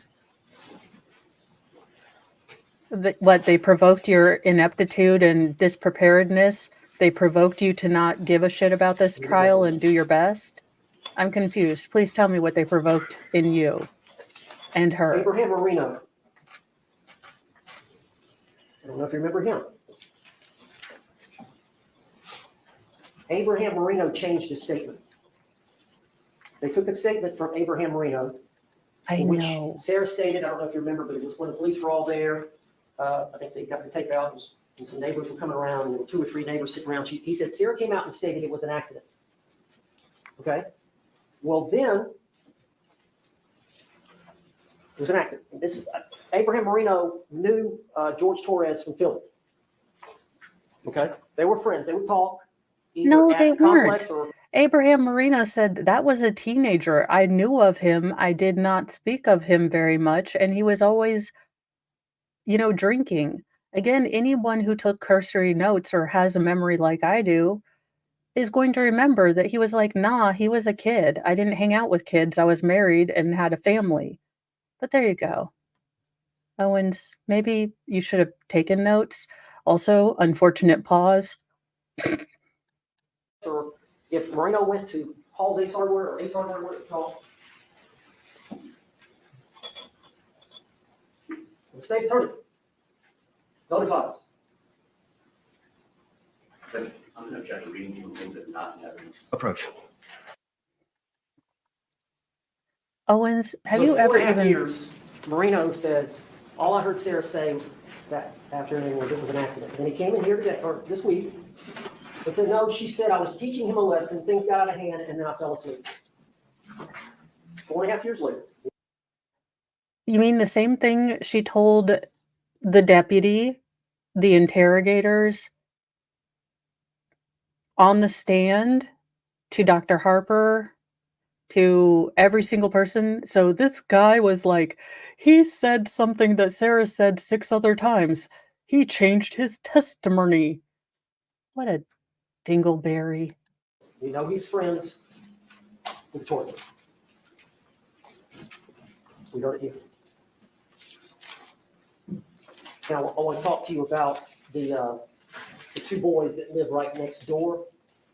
You remember Vincent Battaglia and Hi, Be Kind Tiger. Cute Brandon kitten. Motes. Remember those guys? And you remember it came out in testimony, this event happened on. You mean the 2 dude bros who were just trying to get through college or something or other, and Sarah Boone and George's drunken antics would, seep through the wall? They're the ones that misremember, not Sarah Boone, who was like, I think this happened in February, and know that. That's good. Do you feel like when you talk to other women's? Those guys are lying to conspiratorialize, this. They charged her with murder. Those guys have no incentive to lie. What does it matter to them? They didn't even want to be in court. The one guy showed up in like his t-shirt and backwards glasses. They didn't want to be there. What motive do they have to change their, testimony? It hasn't changed. Now, Sarah's testimony changed, and she added that she was dragged downstairs, but had absolutely no evidence of that on her body. And on February 23rd, 2020. But it came out in the testimony that Sarah had said, George Torres, the night before, February 22nd of 2020, grabbed me by my hair. That is speculation. She had a lot of time to pick up. Stairs in my apartment from top to the bottom, which is consistent with what they were saying happened, remember? But they got the dates wrong. And remember, Mr. Henderson called Deputy Copsel or Detective Copsel up in our case, and she had to say, yeah, I didn't take their 2 statements until the 27th, February the 27th, remember? So they're remembering back, and they both had similar stories. Of course, they had time to talk by then, the 27th. I think the only recorded interviews they got the night of this event, February 23rd, was they all sat around in a table with a pentagram so they came and a back picture of Sarah in the middle, and that's when they got a statement from they made Brandon this up. and They're Vincent like, Battaglia. And at that time, you got they what said, I "No, we heard got? that sound." Okay, let's synchronize watches. You remember Annihilate testified? Sarah No, in that was the night 0-100 before. hours. I complained about that, and I think one of them had testified. Yes, she had said something about being drugged down the night before. It may have been, can't remember now who it was. One of them. If you're trying to make a point, you could remember who it was. That there may be some implication that Sarah got him in the suitcase and pushed him down the stairs. But I think we didn't have anything more than that. Remember? And then this photograph, which we introduced,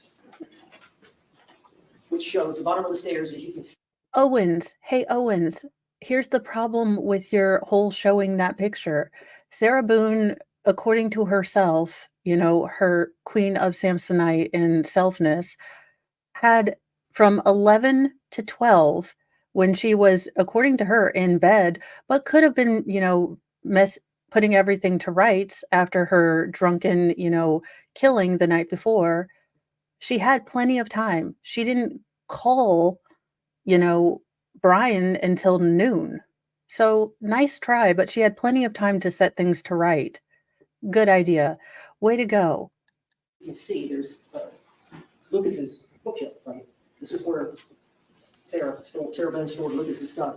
And you can see it's not disturbed at all.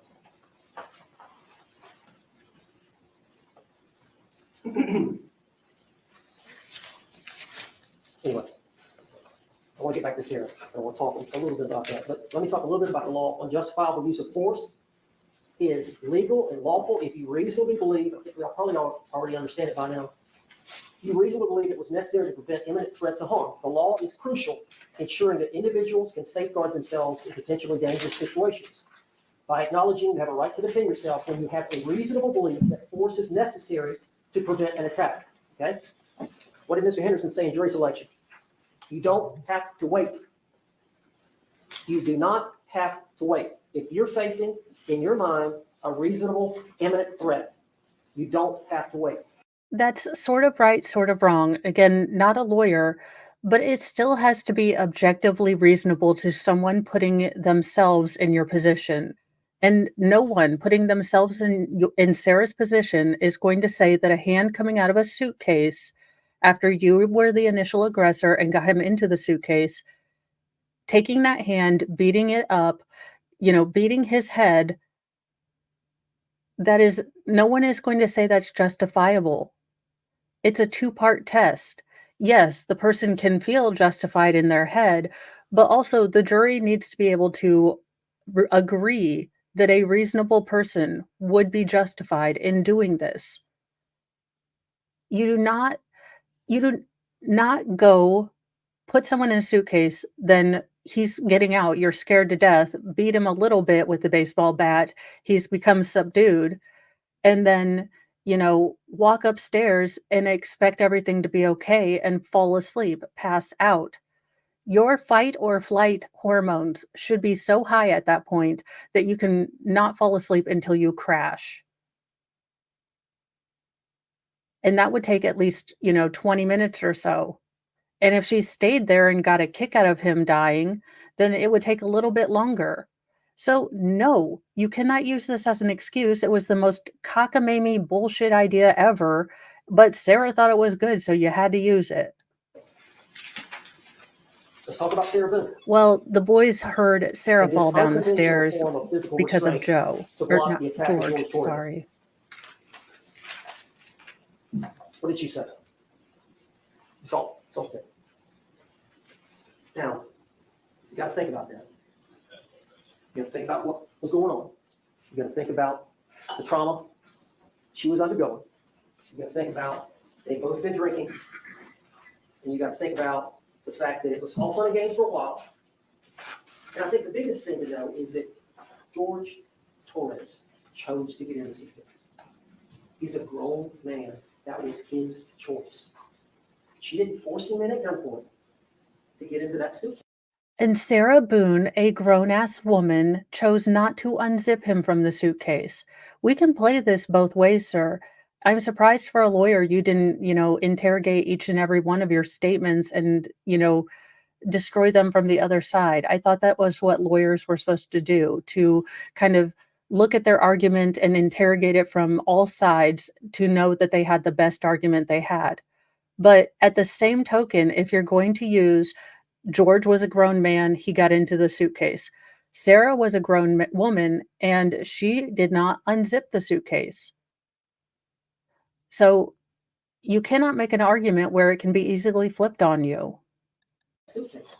He voluntarily got into that suitcase because they were drunk and being silly and stupid and playing hide and seek.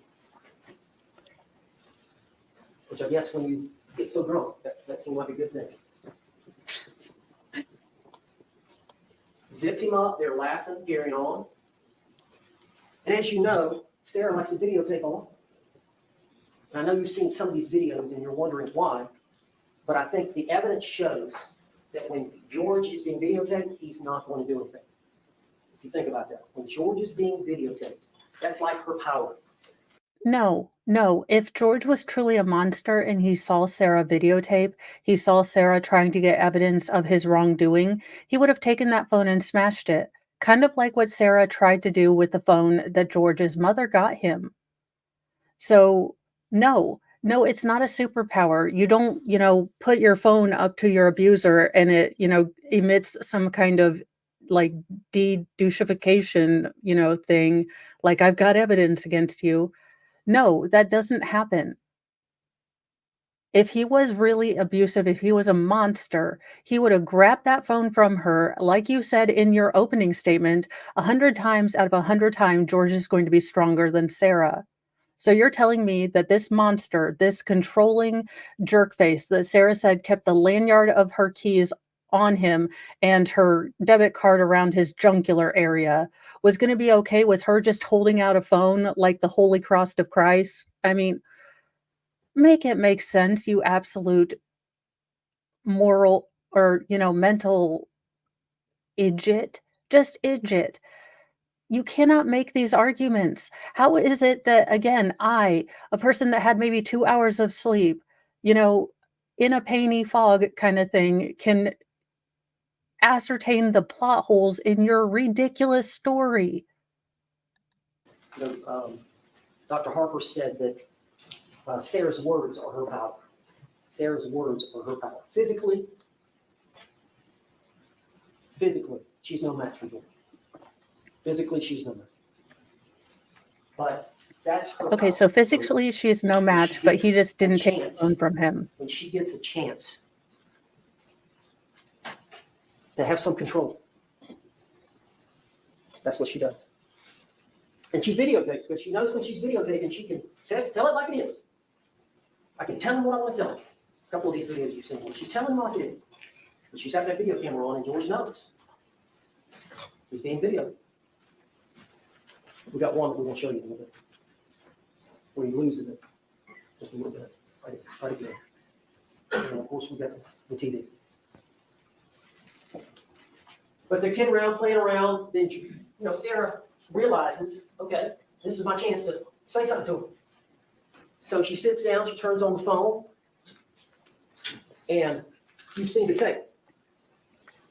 I think he does it in some of his rambling, but he'll ramble on about his daughter not knowing how to put oil in a car for a little bit. For everything He's done to me. so The discombobulated. first words out of Sarah's mouth when the video begins.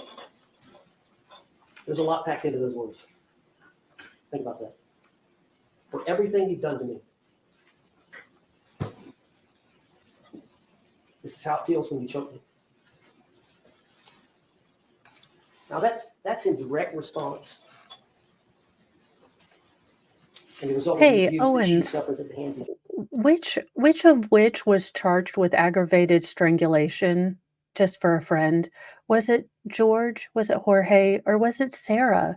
And that's when we saw the hostage negotiation video where she's coaching him she's an angel. She has a blind dog and a deaf dog, and she is an angel, better than an angel. She is like Jeebus. You can have a bad case. You can have bad facts. And you can fight like hell for your client. But to be this disingenuous is ridiculous. hands of George Thorne. She wants him for that moment to feel how she feels. She wants for that moment to feel, for him to feel how she feels. How uncomfortable, lack of control that she feels when George is violent with her. Just for a moment, she won't be able to do that. And if you can imagine, Approach.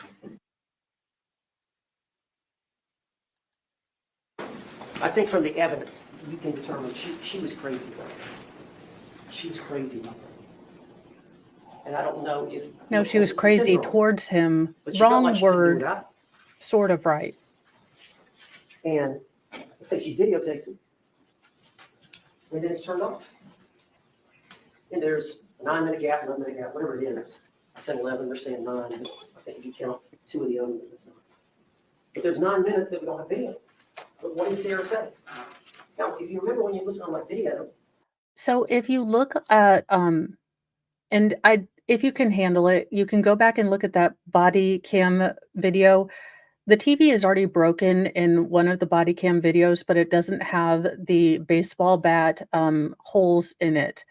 Now, that baseball bat video was also completely hyped up, but we did not see what I thought we were going to see. George Torres yelling, according to Sarah, saying, I'm going to F this up.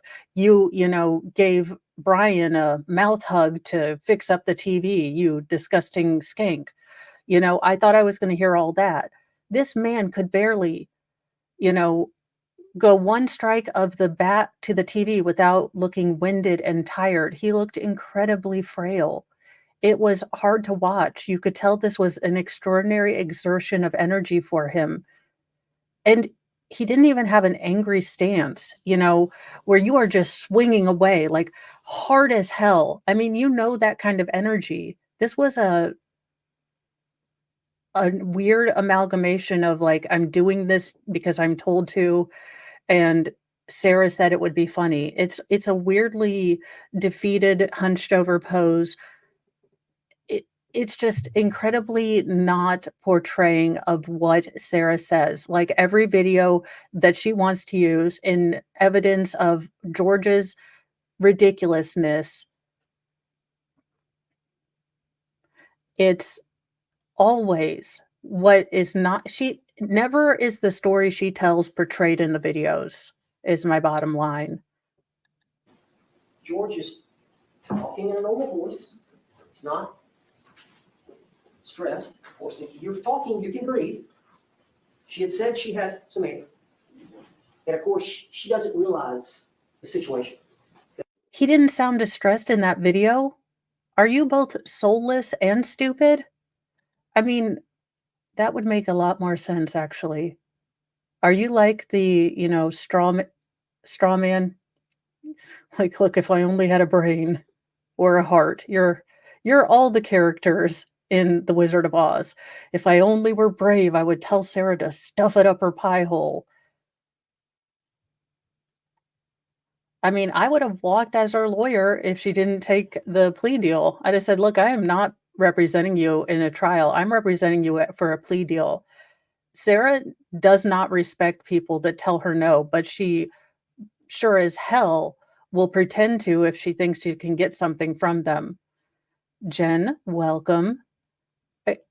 You need to put someone, look, I don't advocate any laying of hands, but Miss Sarah Boone is going to have a real attitude adjustment in Gen Pop in prison, because her attitude, her general, way she carries herself and tries to antagonize people, she is not going to end up very well. And I don't think she's going to climb her way to the top hierarchy. I think she's going to get tussled with a real predator once, because she's a baby predator. She's going to get a real damn predator, and she is finally, for the first time in her life, going to be the victim. And it's going to rock her world. And I don't wish it upon anyone, but things happen in prison. You do not buck up. You do not disrespect the wrong person. And Sarah has the unerring ability to try to be a Karen to everyone. There is no manager in prison. That it's going to end the way it ends. So she has no appreciation of that. It's a canvas. All she knows is an old canvas suitcase that she's got some, the two zippers removed or spread out a little bit. So she thinks he's not being serious. But eventually he gets angry. She gets angry, he gets angry. He says words to her, and then his hand starts to come out of the suitcase. This is not a natural, if you are going to tell a story, would you tell a story, would it be a natural progression for him to be whimpering at first, whimpering for 2 minutes, begging for 2 minutes, and then go into a rage? Or would it be more natural that, let's say, if they got into the suitcase and, they were laughing for a little bit, then he got angry, like, I can't breathe, Sarah, I cannot breathe. And then as things start to get more dire, as she realizes he's really suffering, she really wants to take that video, that's when she starts videoing him. The plot point does not make sense that he goes from whimpering and begging to full balls out mad, then back to whimpering. Now, what does make sense is they get in there, they're playing around, then he gets really pissed off. She throws him around because he's, getting mad. She uses the bat, and then he's like, holy shit, I am going to die in here. I'm going to die in here. And he starts pleading. He starts pleading and begging. That is not him crying wolf. And as an attorney, you should have been able to read the room. That jury was deeply affected by that video. That jury just saw a family deeply affected by that video, and you are here saying that he is crying wolf. Read a room. Learn something. You're 61 damn years old. You've been practicing law for how many years, and you don't know how to create an effective argument that isn't going to alienate every single human in the world who has a soul? Suitcase. She also said his tone changed. And I know everybody's got a cadence with their spouse or boyfriend, girlfriend, but you know what I'm talking about. We've got a way of talking to people. We've got a way, your wife, your husband, you know each other. You know, when they come in from work, what kind of mood they're in. Just by a couple of things, the way you just sense it, right? Well, especially somebody as hypervigilant as Sarah and as hypervigilant as a battered spouse foreman would realize that he can flip the switch at any time. When I get out of here, I'm going to end you. And he realizes he's getting out. He got his hand out. At that moment in time, in Sarah's mind, that's an imminent threat. I had So not. she's got a justifiable I do right not want to use dig force. deeper When she into went in there and Owens. grabbed it, she lifted it up. She tried to get his hand back in. Remember? She tried to get his hand to go back in. Wouldn't go back in, so her son's back was 3 feet away. Where the police found it the next morning, same spot. No attempts to hide. No attempts to delete phone. No attempts to tamper with evidence. Nothing. In the same spot as it was. She picks up the bat. She pokes. She pokes him hard, trying to get him to stop trying to get out. And eventually he does. And you've seen. Yeah, she recorded every bad act of George. You don't think she would record him saying that he was going to end her? And she poked him several times. It doesn't make Remember, the sense. It pathologist doesn't said, I jive with think, Sarah's maybe 5, 6, or personality. 7 times. She pokes him. And he's got some scratches. I don't know if they'll let you look at it, but on the back of that suitcase, it's got some bars, some metal bars that are inside the lining. There's some lining, and it's for support when you walk in. Thank you. I'm usually not as cursy, but this is me without a lot of sleep, and She testified. well, You heard just what she said. this. That she was justified. That's uncontroverted testimony. He deserves curse words. Now, let's talk about the jury instructions just for a minute. Can you find them? Do you need your assistant? Need a girly girl? I want to talk about reasonable doubt for a minute. Reasonable doubt doesn't mean remove your brain and stick it up your butt. That's your problems, Owens. It doesn't mean remove one's brain.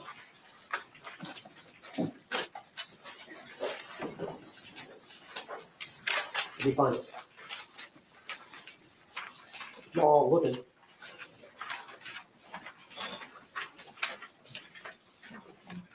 I think it's on page 15 of 22. We're going to talk about reasonable doubt in a minute, but if you look at those bottom 3 short paragraphs, it is the evidence introduced in this trial, and it alone that you're to look for the evidence or look for that proof. I think she was saying that George wasn't going to be. Sarah is what we like to call a fixer. A fixer in that she wants to break you down into what she thinks you want to be. Well, Sarah, according to some of the emails and some of the things that George said in the video, had plenty of other victims picked out. I think Sarah was getting tired of George. I think Sarah wanted something better. Sarah assumed she could do better. George wasn't doing good enough for her. She had spent all this time molding him and making him a better person and stopping him from playing his music and trying to get him to be better. And it just, he wasn't providing for Sarah what she thinks, he should. And maybe George was getting tired of her. Maybe the suitcase was down the stairs. I saw this in a comment, someone where maybe George was going to leave her. Maybe George was, wanting to start over. Maybe he saw these patterns. Maybe he realized how frail he was. Sometimes, you can be really blind to something, but you look in the mirror one day and you really see yourself and you're like, holy crap, what have I become? And maybe that came out of his mouth. Maybe when he was drinking, he got a little too honest. I don't know. We will never know, because the person who knows all the answers, the person that could give the family peace, that could explain why the hell this evil thing happened, will never tell the truth because it's impossible for her. But that's kind of my guess, if there was any motivation or pre-planning, that Sarah feels that she is entitled to better and George wasn't making anything better. And she worked really hard on him and, put a lot of effort into making him better. But why put more effort into, making something better when a newer, better model is, apparently attracted to your pink shorty shorts? Ugh. Proof. A reasonable doubt as to the guilt of the defendant may arise from the evidence itself. She is facing a 22 conflict in years the to evidence, or life. lack of evidence. But here's the main thing. Obviously, I represent her, and I'm trying my best to show you honestly and fairly the doubt in this case. And Honestly five is a reasonable word that doubts, you shouldn't have 17 come out of your reasonable mouth doubts, unless you weren't struck by lightning. 25 reasonable doubts. You have to have one reasonable doubt. I'm trying to show you throughout the evidence that each one of you can have a different reasonable doubt. Difference, but one reasonable doubt about the state's case, and your verdict is not guilty, according to me. Don't shake your Mr. Proof beyond Burns reasonable hands doubt at them. does not mean proof beyond all doubt. A reasonable doubt is not a mere possible doubt, speculative doubt, or imaginary or forced doubt. Such a It doubt would does have not to be influence you imaginary for there to be or a return doubt in verdict this not guilty case. if you have an abiding conviction of guilt, and this is a deeply held belief. Reasonable doubt is the highest standard we recognize in litigation. Car wreck or something like that is preponderance of the evidence standard, 51%. You're entitled. Abiding conviction, that's a deeply held belief that you must have if you're thinking about something. That's a firm belief. That's a level of certainty that you would have. That's what you got to have as a jury. I've got to be certain. Lucky enough for guilt. them, Owens. Let's see what the jury has on the, conviction level. Well, it looks like we have a snuff film filmed by your client herself and videos of her being an absolute twat waffle to George and coaching him in a hostage-like video. Let's see what we have on your side. Sarah's story. Anything else? Anything? Oh, the expert penny problem glasses from HR. I'm sure that they will take a long time in their choice. Oh, no, that's right. 1 hour. Doggone it. If, on the other hand, if after carefully considering, comparing, and weighing all the evidence, which we want you to do, there is not an abiding conviction of guilt, I'm not certain. I'm not certain of a guilt. Or if you have a conviction, I think there's some evidence of guilt, but it is one that is not stable, one which wavers and vacillates. One which wavers and vacillates. Then the charge is not proved beyond a reasonable doubt, and you should find the defendant not guilty because the doubt is reasonable. You understand that?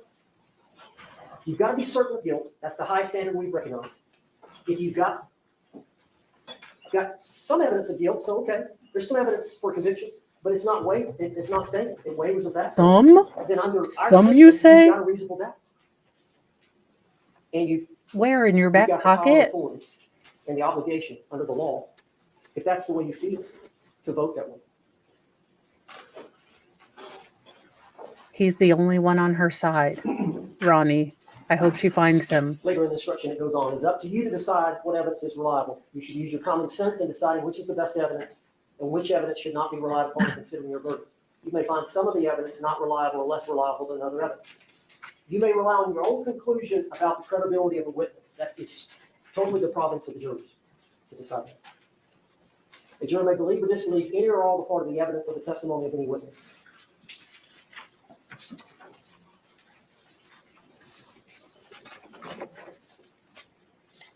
I want to show you this before I begin. She will But Dr. attempt Warner to because said- it's required. He testified that Sarah Boone suffers from battered stock syndrome. Battered women's experiences affect her perception of imminent danger. Those past experiences with George Torres, and there's a bunch, affect their perception. Remember Dr. Michael Brandon talked about perception of imminent danger. Victims of repeat violence may fear death in situations others would not. The reason. Oh, I am so sorry, Tammy. Sorry I'm late. My adopted mother was rushed to the hospital in Grand Rapids. She fell at home and will most likely broke the large bone in her right leg. Yikes. I am so sorry. I hope that she's getting all the help. I know that's no fun at any age, but especially can be really dangerous when you're a bit older. Um, I don't know. She'll probably get assigned a state appellate attorney, and Sarah will not understand that the appellate attorney will have to wait for the transcript to be, produced, get that, uh, and then, go over the entire transcript looking for errors. They don't watch, trial footage. They look at the transcript and see if there were any room for errors. That's if she qualifies under statute. If not, I think she has to find a private appellate attorney, and they will have to buy the transcripts of all of the hearings and everything else, and it will be mighty expensive.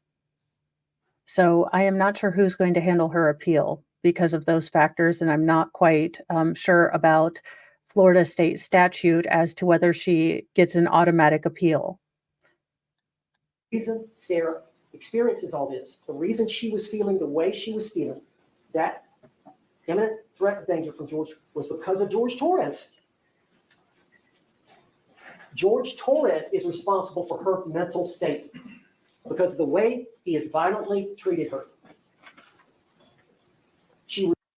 I don't know, Tara McMahon. I would say that we would have to know the reality of her childhood and, what her family dynamics were like. And unfortunately, we would have to get that information from Sarah. I I would not want to have to drag that from, any of her living relatives that don't seem to want to be associated with her and associated with this. But, I think we would have to look as a whole. I think that it's just easier for some people to start blaming the world and life instead of themselves. I don't know that there has to be a bigger, reasoning behind that. Unfortunately, evil's gonna evil, and evil can be, not accepting your own faults and not correcting them and letting them go to the extreme that you take someone else's life. But sometimes I think there's just not a reason for evil, and I wish there was. I wish we could pinpoint and stop everyone from going out and doing evil, making sure every kid has a nurturing home and, parents that love them even if they're not by blood. You know, families are families. But sometimes evil is just evil, and there's not logic to it. There's not reason. And that's the scariest thing. I mean, who would have thought, 4 years ago, before February, that we'd ever deal with a case where a woman stuffed her boyfriend in a suitcase and let him suffocate to death? It's just, who would have thought it? But evil did. So I would love to be able to dig deep into her psyche, because people like her that feel no guilt really, really confuse me, because as a recovering Catholic, I carry guilt like a champ. I can pick up your guilt. I've got a guiltery right here. I can just take on everyone's guilt, be a sin eater for everyone. But the problem is, and here's the big problem with Sarah, here's the big problem with the battered spouse excuse. As we see in chat, as we see with me, as we see with millions of people every day, tons of people have a less than awesome childhood. Tons of people have been through relationships that suck all the donkey balls, but we don't go out and hurt other people. So that's where that falls flat for me. Yeah, you can have terrible traumas. Everyone has terrible, terrible things that have gone on in their life that have, rock them to their soul. And it's going to be different for everyone because everyone has a different experience. But only some people use it as an excuse instead of as a learning experience, and why you never treat people badly because you don't know what they're going through. It's not an excuse. And I'm getting real tired of people trying to say, but my childhood and this, that, and the other. And you still did what you did. You still made a choice. You still wrecked someone's life, someone's family. Maybe you should take a little responsibility. The rest of us have. Grow up, join the real world. She reacted to his attempts to get out because of the way he treated her and the way she knows what is he going to do if he gets out of the suitcase? She knows. The second video is blank. She's flipped it back upside right. You hear him, it's 22 seconds. He says, Sarah, She's not going to open that suitcase. She's not going to open that suitcase. He's already threatened her. She used the bat to get him to stop trying to get out of it.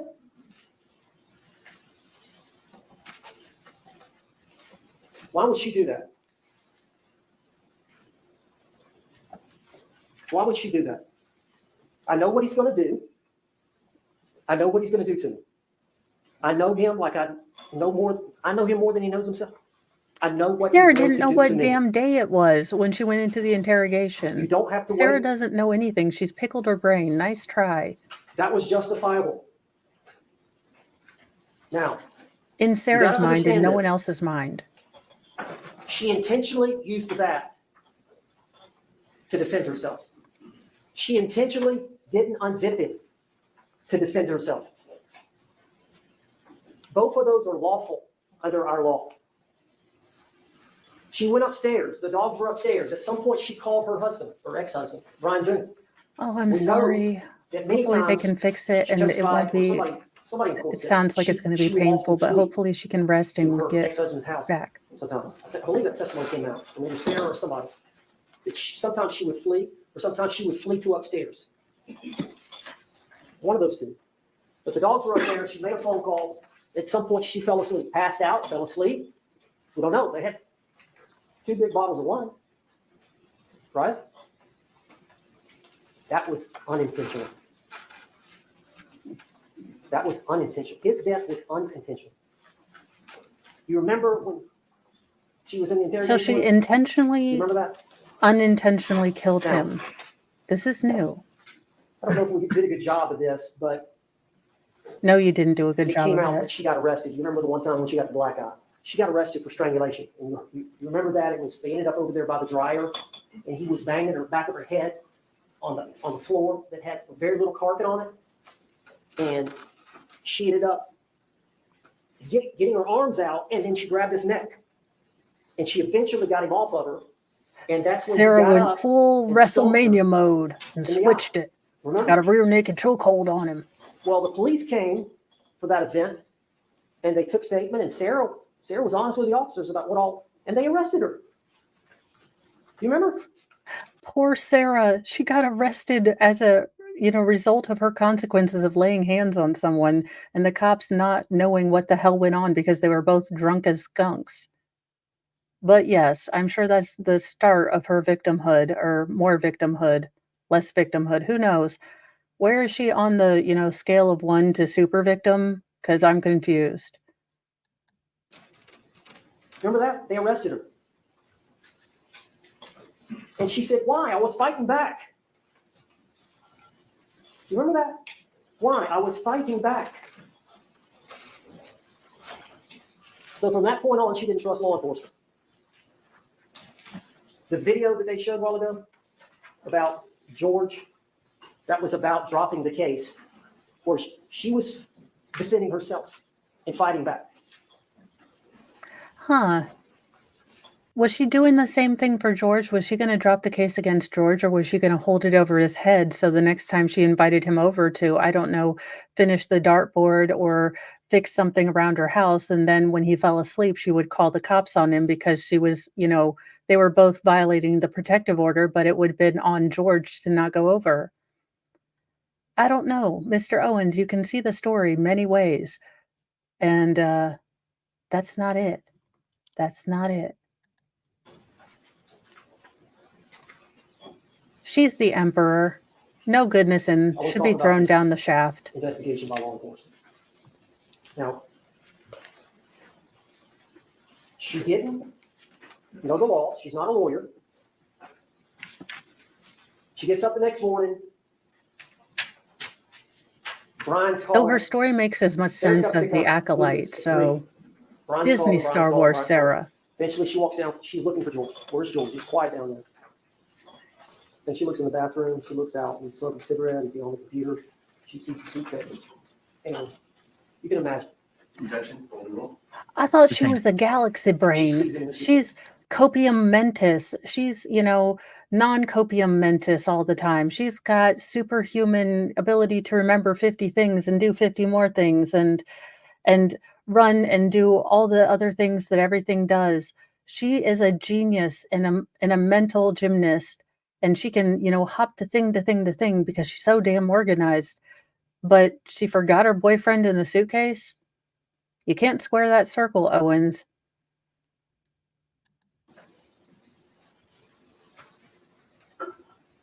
She can't. What does she do? What does she do? She tries to get her fiance out of the suitcase. They're engaged to be married. She's not trying to kill him. They're engaged to be married. She gets him out. She tries to do, he's purple. She tries her best to do CPR. She doesn't, you heard, I didn't know what to do. I didn't know, call Brian. That's her safety valve. That's all she's got.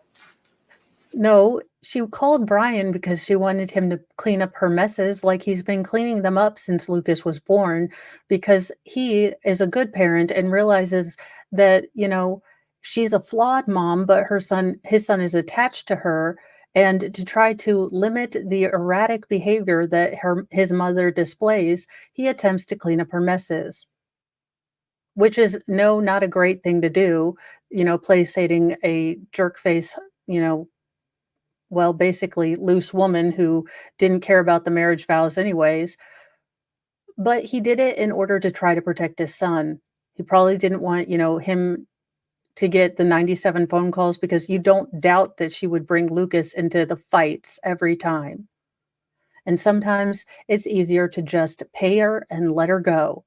So she thought, she has never been held accountable for any of the things she's done. And she finally did something that the rest of the world could not undo, that her words could not undo.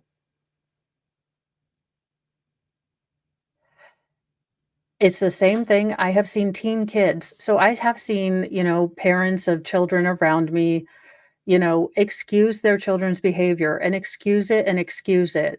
And unfortunately for those children, one day they are going to do something that mom and dad's money, influence, and, general power can do nothing to stop.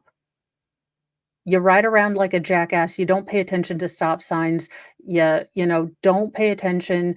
You do whatever the hell you want to in your car, and then, you run over a child. Mom and dad's wealth, mom and dad's money can't take care of that.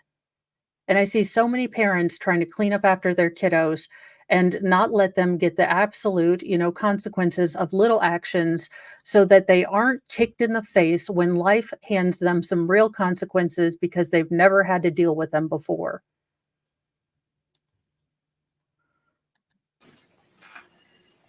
Brian eventually says she's come over. She calls again in 2 minutes. I'm on the way. He gets there. You got to call 911.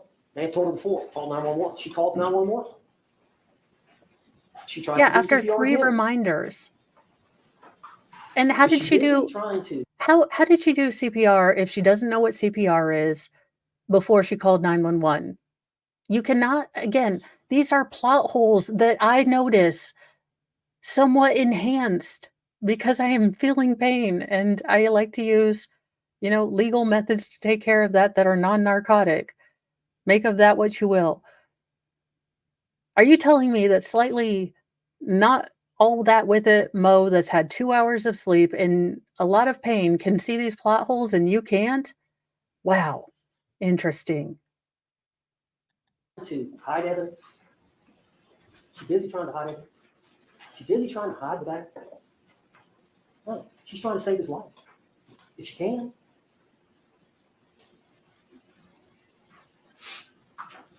So the police get there. She knows.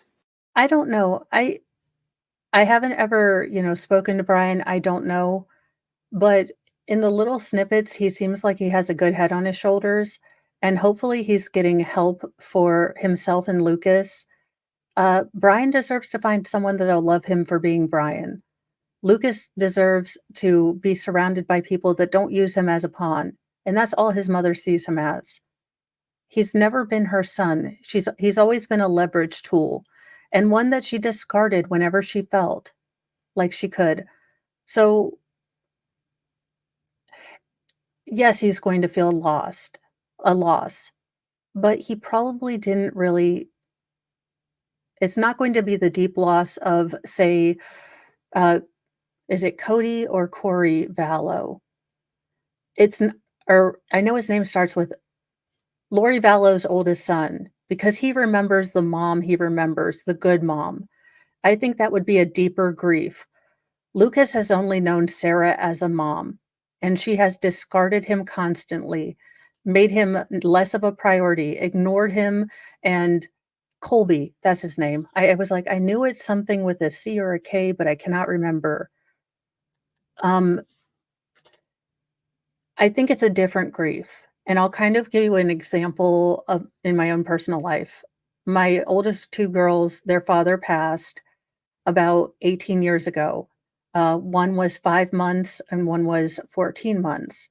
So their grief and loss is there, but it's a lot different than my grief and loss because I remember him and they really don't.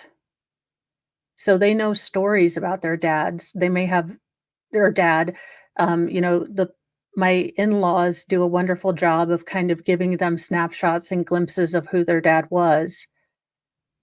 But it's not the same grief. So when they don't have a lot of grief or a lot of, feelings attached to that, that's quite okay. Their grief is going to be different. And I think Lucas is going to grieve the mom he wish he had more so than he's going to grieve Sarah. But again, I am not a mentalologist. I can only say that if I put myself in Lucas's shoes, I would grieve more the mom I wish I had than Sarah. If she told him, she fought back, she's going to be arrested. That's what happened before. What happened before? Like Jordan said on the video, she'd never been arrested before. Before that time, she was charged with that with Jordan. Yes, she would have been arrested for putting him in the suitcase and beating him with a bat. Yes, that would have happened, you numpty. You absolute muppet. She lies. She lies. She's scared. She's scared. This woman hasn't even been in a town close to the zip code of the truth. She doesn't know the law. She doesn't call a lawyer. She talked to Officer Rodriguez was the first. Thank you, Julianne. I don't know all the things, but the things I know, I'll try to say something about. Doesn't tell the whole story. She lies. And then the detectives eventually get there and get her in the squad car. You hear the audio. Wait. That was nearly 59 minutes, 0 seconds in, and he finally said that his client lies, which means that the jury is free to use their discretion as to what was the truth. Yeah, there's no way. In my slightly deflating, semi-fluffy state, I would be exhausted. I would have, the beads of sweat going down the boobular area. I would be out of breath. I wouldn't be able to say, oh my God, he gurgled. I would be saying nothing because I'd be like, pump, pump, pump, pump, staying alive. That's how you're supposed to do that. And that's what I would be focused on. And that's honestly why the dispatchers tell you to do that, because you are so focused on that, your emotional brain doesn't take over. It keeps people calm. Even when they know, a person is probably long gone, it gives you something to do. You do not feel helpless. You're there doing it. They might know that CPR is useless at that time, but it keeps you in that very specific task, and you cannot get overwhelmed emotionally. I think it was played. She lies again. Then the next day, she goes down to the sheriff's department. Now, if they would have told her, hey, man, I'm going to arrest you, and she gets a lawyer to go down there to make a statement, and the lawyer would advise her. Objection. Facts on that. Sustained. She heard the Miranda rights how many No times? mention or give any weight to that statement. My poor dear Sarah didn't understand when they said you could ask an attorney to stop at any time. She didn't know the law. She's just a She new. didn't know she was justified in defending herself the way she did in this dysfunctional, toxic, Yes. abusive relationship.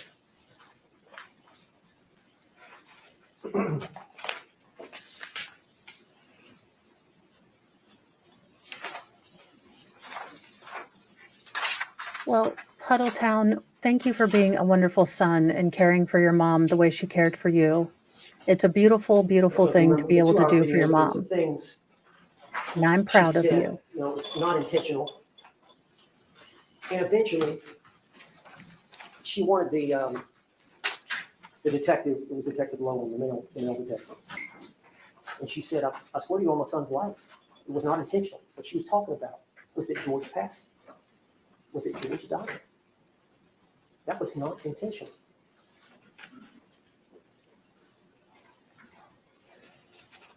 She thought he was fine in there. Would he sober up?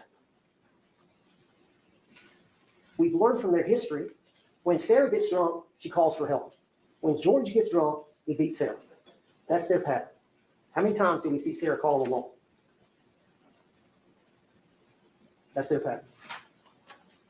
Sarah told him, I didn't know, I think she said, I didn't know something like this could happen. I've never done it before. And Detective Lowen said, well, what did you expect was going to happen? I've got a daughter that she was about 18 or 19, and she got a grandmother's hand-me-down pickup truck. It was an older truck, but she didn't have it long, and she was gassing it up, but she didn't put any oil in it. Eventually, it burnt them up. And you don't know what you don't know. I hadn't done a good job. This is a dad fail. This is a total dad fail. How did you give your daughter a car? Again, does no one teach privileges come with responsibilities anymore? He didn't tell his daughter you needed to put oil in the car. I mean, for the love of all that is Cheetos and Fritos, what is wrong with this man? And what does this have anything to do with the stupid damn story that you're trying to tell about Sarah? I understand that, like anyone, you would want to avoid any topics regarding Sarah at any point in everyday conversation, but you're supposed to be her lawyer, not talking about, Mayberry, Hickville, the Clampetts come to Orlando or Orange County, to do some lawyering in the big old city where there's electricity and cement ponds, and then bring up, most people in rural areas tend to be more self-reliant, self-sufficient, and you didn't tell your daughter about how to put oil in the car? Seems like this Hickberry, Mayville thing might have been a bit of an act. Good job of explaining, hey, you got to put oil in it too. Sarah Boone didn't know that he could die in there. It's an old beat-up canvas suitcase that she left a gap in. And as naive as that sounds, she didn't appreciate the danger. I mean, is that the way you want to kill somebody? Is that the way you're going to do it? She had Lucas to take care of it. I'm not going to go to prison doing it like this. No attempt to hide the crime. I think the evidence is clear. That's how this happened. I don't want to belabor the point. I do want to show you. You don't want to belabor the point. You should have stopped. Brevity is the soul of wit. Just quickly show you the injury. Sarah Boone got stabbed. That's interesting because what we heard from the condo manager was that they were out on the porch and she cut herself with a broken wine glass. But then it's morphed into she made him a steak dinner. It was filet mignon. She probably put it in the fucking microwave. This bitch can't cook. She put it in the microwave, burnt it to like 8 because she's dumb. And I could never see her do. And then she probably got some tater tots or something and put them in an air fryer. She did not make a baked potato and steak with all the trimmings. No, she did not.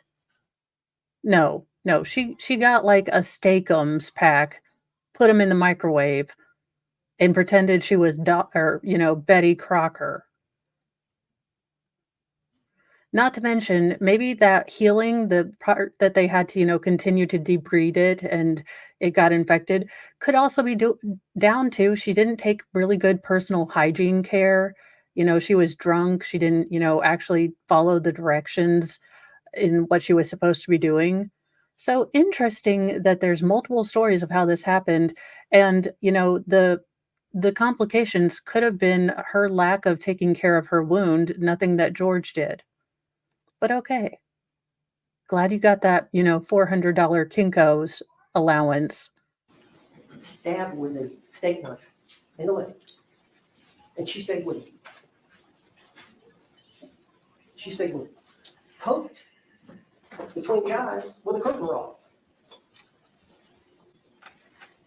Okay, so her story was that you took, now granted, maybe they got the cheapest curtain rod, but that is still at least aluminum, going directly into your forehead. And she said he crumpled it. So I would expect to see the pattern, the little kind of inverted that kind of pattern on her head. That looks like Sarah Boone ran into something or picked a pimple. That does not look like an entire dang curtain rod was poked to the point that it crushed on her head like a beer can.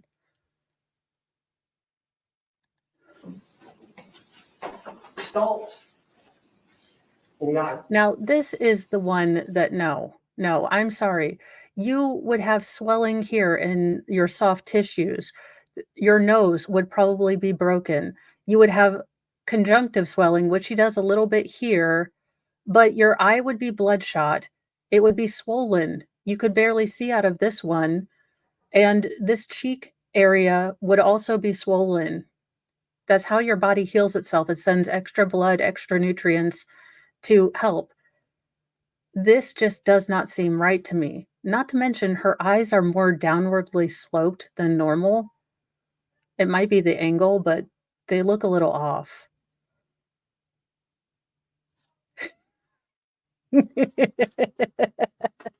We're getting them Kinko's posters. They're going on my backdrop.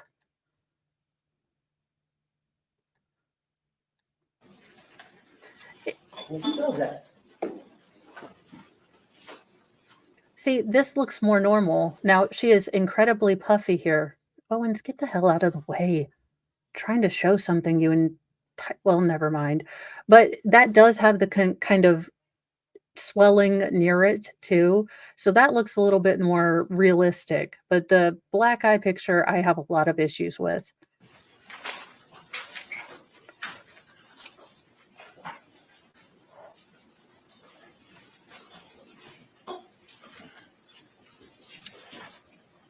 The law empowers an individual to defend their life and safety when faced with a threat and to prevent an attack.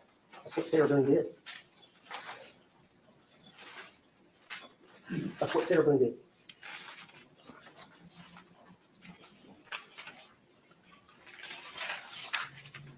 Owens, you had 2 weeks to prepare for this. Your story couldn't have changed all that much.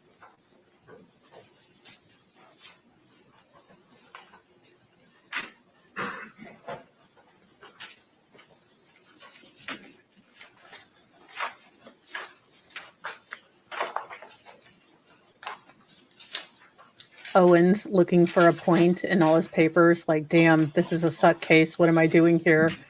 Bet you're wondering what I'm doing here. Well, I decided to answer an ad from an asshole. And that's when my life I think it's took it. important to understand Sarah had to be the parent a lot of times. It was her place. She had that $1,000 a month from the divorce settlement coming in. She had the car. She had the phone. She had the keys. She had to be the parent in a lot of ways. She was, Owens, you giant mental midget, you absolute smooth brain. You just proved Sarah had all the control and was the mommy. You ridiculous numpty. You just degraded your case in one fucking sentence, you absolute moron.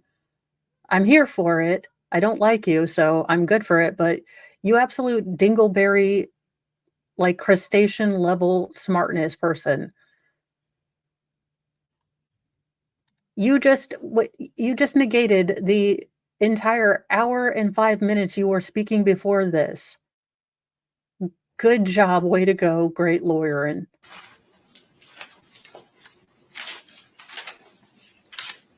I want to talk a little bit about Dr. Harper. If you remember, Oh, penny problem Dr. classes. Harper This will is be from fun. Owens County, which is up in the Panhandle, close to where we're from. And she's the doctor that treated Sarah. Oh, no, you're early fine. This on. chat is This happened in awesome. 2020, I think Speak she up. first treated or first saw And for those of you that are lurking out there, I will tell you that I was never quite comfortable going in bigger chats, but we have an awesome chat here. So if you're, thinking about a chat to jump into, this is a great one. So, but lurkers, I see you too. Thank you so much for lurking and just enjoying. And, if you're looking for a safe chat to jump into, we're pretty good here. No drama llama-ing, and we try to just keep it, pretty kind. Those are the only rules. Sarah Boone, shortly thereafter, and over the 4.5 years, saw her 9 times and did all the testing for post-traumatic stress. Of course, she has the experience from the veterans, and she's testified that she's now just traveling around the state, testifying as a forensic psychologist. But she talked about how She never important it is treated. to develop trust. She never treated, and she wasn't diagnosing her. They can't diagnose them. Unless she gave her the phasic, all the Minnesota thing or whatever it is, and a bunch of things, and then agreed to be her personal doctor, she cannot diagnose her. Now, she can say she has traits, she can test her, but she cannot diagnose her. Not only that, but she only took into account the battered spouse, criteria. She didn't look at, the substance abuse disorder or anything else as being contributing factors. She wanted Sarah to be a victim, so she was. She brought her internalized bias, and if no one thinks that, she couldn't defend any other thing that Sarah said. She couldn't, explain the, bad facts in her case, the things that contradicted her diagnoses. She could not do that because she went in there and was paid to find Sarah the victim. With the patient over a course of time. It's just going to take time when you have somebody suffering that kind of trauma and that kind of damaged psyche. It's going to take some time to get them where they can trust you and really tell you and talk to you and tell you what's going on with them. And she talked about, that Sarah uses her words with power.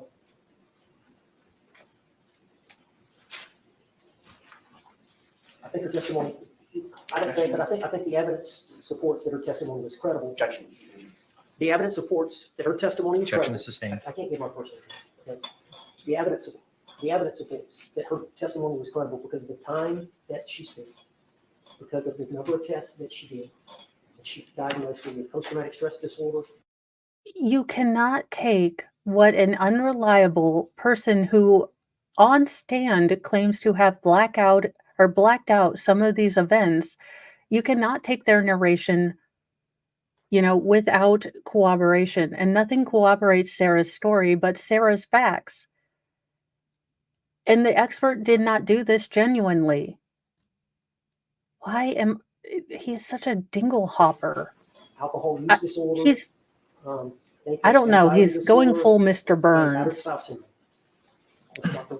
Warner confirmed that. And, Dr. Michael Brandon, the first witness, he was brought in as a subject matter expert. So he hadn't treated Sarah. He was just testifying about the condition. He's been doing it a long time. He's an expert at it. And that's too. Kind of like that expert that said that Sarah Boone's, battered spouse defense doesn't work in this case. And he said it on court TV, so you couldn't get him in as an actual, expert that had talked to Sarah. Almost like that. Advise you to try to understand what's going on. You are welcome. So welcome. There were so many streams that got me through dark days the past 3 years. I'm glad to be able to return the favor. They try to protect the abuser. They're in love with them.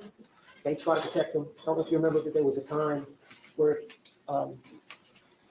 Sarah Boone had a conversation with one of the neighbors, and they were talking about something. And she said, "Did you hear anything yet last night?" Remember, she said, "Shh, it's okay." That never happened. That was never brought into evidence. I don't know if it's training. It just comes with the syndrome that you stay trapped in it.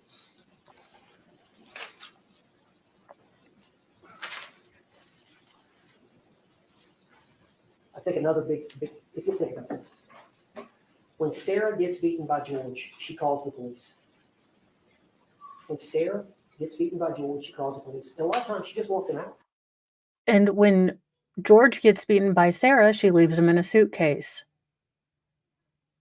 That's a juxtaposition maybe you shouldn't put into the juror's mind, because that's exactly where my mind went. You are continually, putting in facts that the jury can juxtapose with evidence and say this is not the case.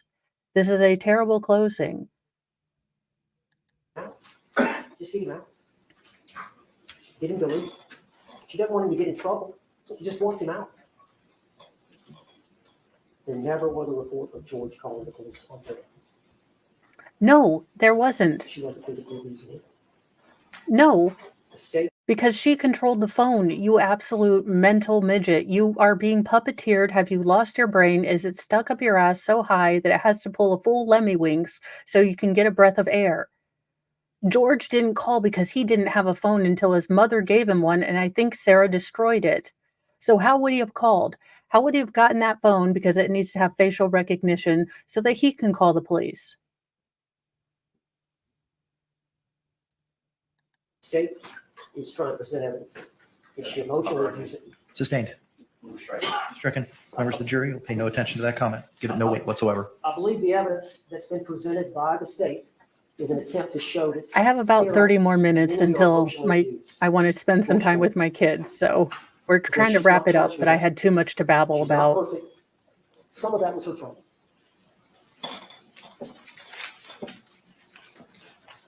In Sarah's situation, you do become numb and hardened, I think, over time. That's a coping mechanism. She was born a stone cold bitch, changed my mind. She wasn't hardened. She was, 40 plus points, titanium, vibranium armor. Nice try. Became hardened. She was a hard ass bitch before she met anyone. It's a Yes, day-to-day I'm thing, using it's a naughty big words, day, which so, means you should be you know. out of here, young man. But the homicide detectives, I don't know if you saw that 2-hour video. At some point in the 2-hour video, they started talking about some of the violence. And they go, we know. They had already checked with neighbors or whoever. They knew. The neighbors knew. Police officers knew who responded. Towards his family knew. They all knew about the abuse.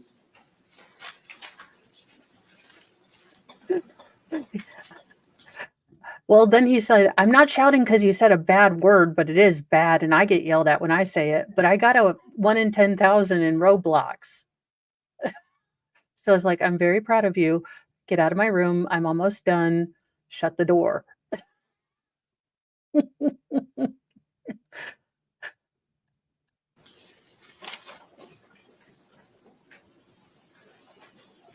Dr. Harper testified that abused women act differently when they perceive a threat.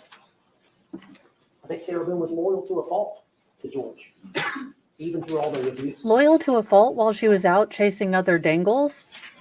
Sure. Okay. We have different, I guess, opinions about that. Judge, She I had want to make a Ben, comment about a she couple had of things that were said by the prosecutor. Dingleberry. Oopsie. The prosecutor in opening statement, when he was talking about George Torres passing away, he started talking about Sarah Boone. And his quote was, because I wrote it down, George, in Sarah Boone's mind, George Torres deserved it. Yeah, George Torres deserved it. that was blatantly That's what he displayed did. in the video. He deserved to die. She loved the man. She wasn't trying to kill him. He also commented about Judge, maybe it was motion. Yes. Yeah, there's nothing more, I need to make a baby book for real life parenting, like first time your child uses the F word contextually correct. It's a proud moment. It's a proud moment. First time they fall asleep hiding somewhere and you lose half, a decade of your life trying to find them because they're asleep amongst their stuffed animals. And, you're running around the house getting ready to dial 911. And then you see them and they're asleep in their stuffed animals. First time they learn to take off all their clothes and run around naked.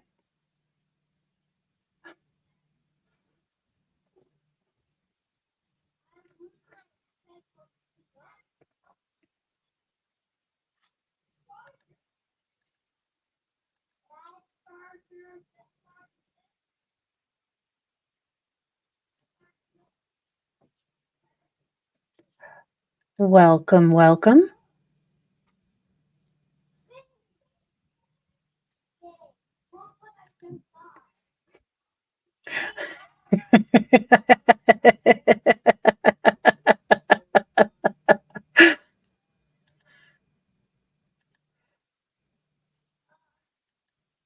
Oh, I have. So while we're waiting for them to bloviate, so I co-parent.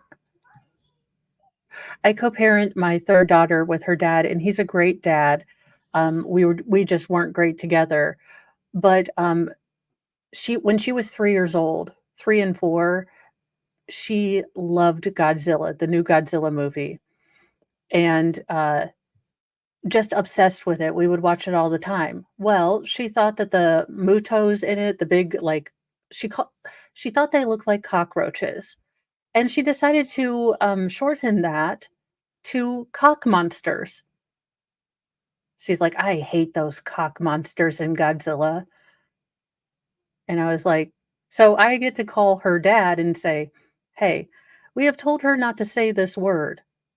But if she happens to say it and said she saw a movie at mom's house, I want you to understand that we were watching Godzilla because she loves it. Her entire room was Godzilla until she was like 6. But she's talking about the monsters, and we weren't watching anything ridiculous, I promise. It was Godzilla. But that was an awkward phone call. Like,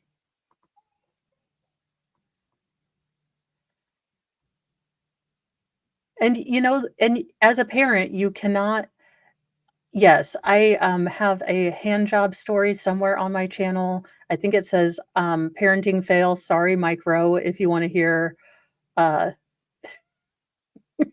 hear those. Depends on if they pay taxes. If they're citizens of the country, they are able to do that. But if you want to hear probably the most infamous story, and maybe I'll tell it at the end of this to kind of give us a palate cleanser. But I believe the story standalone is one of my videos, and it's titled, I think, Parenting Fails. Sorry, Mike Rowe. But yeah, it's definitely a story that I will probably tell at the end of this as a palate cleanser. It's not as bad as it sounds, but it it is not the greatest thing. My youngest, most feral, may have been my kid to give me all the gray hair. Prosecutor said in opening about violence, violent episodes. It's a bunch of violent nonsense. Was his statement to you in opening statement. All this here, the photographs, is a bunch of violent nonsense. You'll have to make your mind up whether it's that. She believes she's beautiful. There were a couple of exhibits that I introduced late, and they were no contact provisions, where there had been a court order from a judge. It'll not be in only the a next verbal order, Godzilla movie. but it was reduced to writing. So there was a court order for George Torres not to have any contact with Sarah. Okay. Court system. Hey, Owens. Psst, psst. The evidence shows that Sarah invited him over. This might undercut your story about the PTO. Got involved. We would have no contact with George Torres.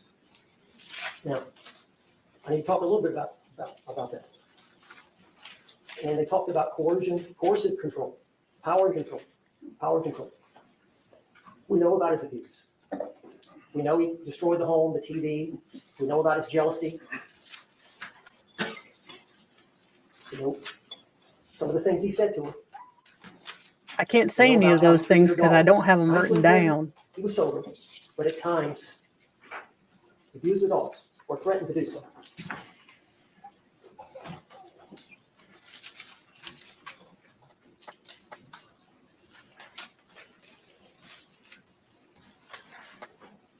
If you think about power and control, when you're controlling a person, and I think she testified that he kind of smothered her, always around her.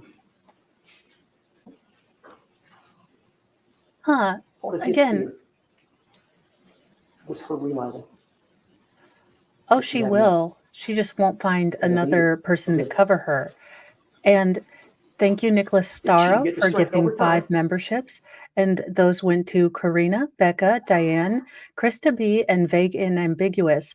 I am going to put in an order after this stream for more tags. You guys have been incredibly generous. And if you wonder what happens to all the tags, so these are all the memberships and super chats that I get. I just write them down to show you guys how much I appreciate this. You're supporting me, you're hanging out with me as I go ham on Owens. But this is for this year, and you guys, I have never gone through 100 or 200 tags as quickly as I have this past week, and I really appreciate it. I appreciate it. That's Baker let me steal his idea of commemorating all of the super chats and memberships I got. And I think it's just a really cool way to commemorate those. And thank you, Puddingtown or Puddletown. I always want to say Puddingtown, but I know it's Puddle. Excuse my ADHD. Thank you for 5 memberships. And those went to Be Kind Tiger, Kelly Waller, Bastet Page, and Nan Wortham. So congratulations. Welcome everyone to the Church of Mo. We have dark humor, dark chocolate, and sarcasm. And, no patchouli oil as deodorant and no recorders. Hot cross buns is illegal in our future commune. I'm the only cult where I don't want to sleep with your wife or let you drink Kool-Aid. I really don't care what you do. Just leave each other alone.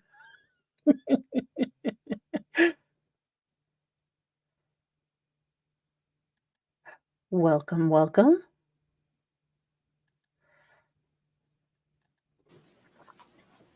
If she had enough time away from him, where she wasn't in control of it and he wasn't in control of it,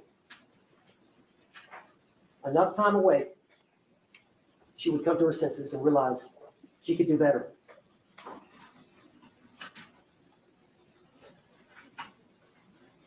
Judge has been giving court orders all week. Ew. I didn't stop George Torres. George Torres knew he was going to lose control if she had a bunch of time away from him. Sorry, Puddletown. He was willing to violate a court order. Usually I'm better at catching it, but today is like less sleep. That's Torres.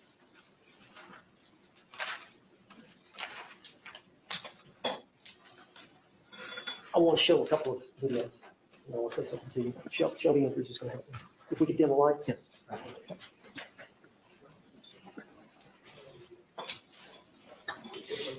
Oh, I hope your daughter knows to put oil in her computer. Did you teach her that one? Teach her how to turn it on and charge it?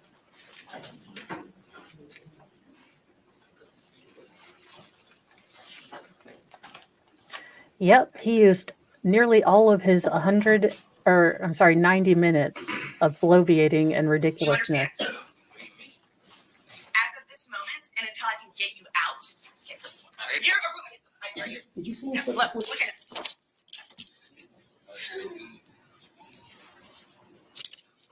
Get away from me. Okay. Get away from me.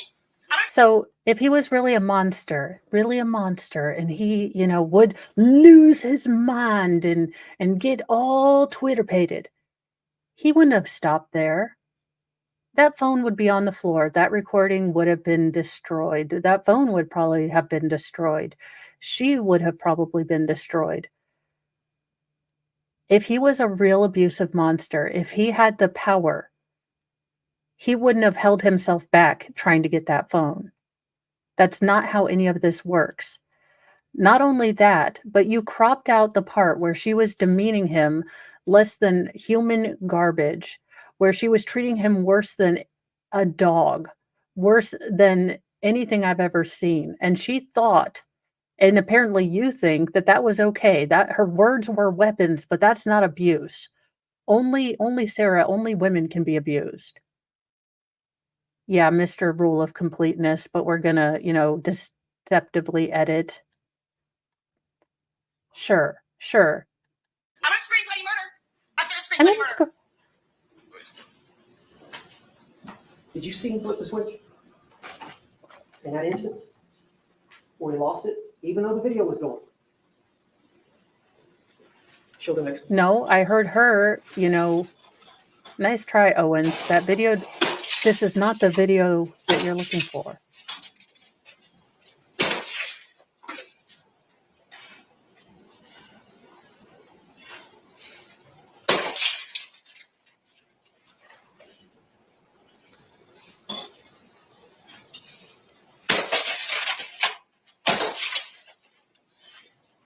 Okay. So an abuser doesn't turn around to the person he's, showing his power to and say, look at this. Look what I could be doing to you. But he didn't. No, he was trying to catch his breath. He looked disinterested at doing this. But he didn't say, oh my gosh, I could be doing this to you, but I'm a better person. I'm going to hit this. This is what you made me do. He doesn't do that. He looks defeated. You can read these things. You don't have to have a degree. You don't have to be a lawyer. But there is something very disingenuous about this video. And just because we can't verbalize it, we can't put it into words, doesn't make, our observations any less valid. There is something wrong with this tape. Something doesn't read right about it.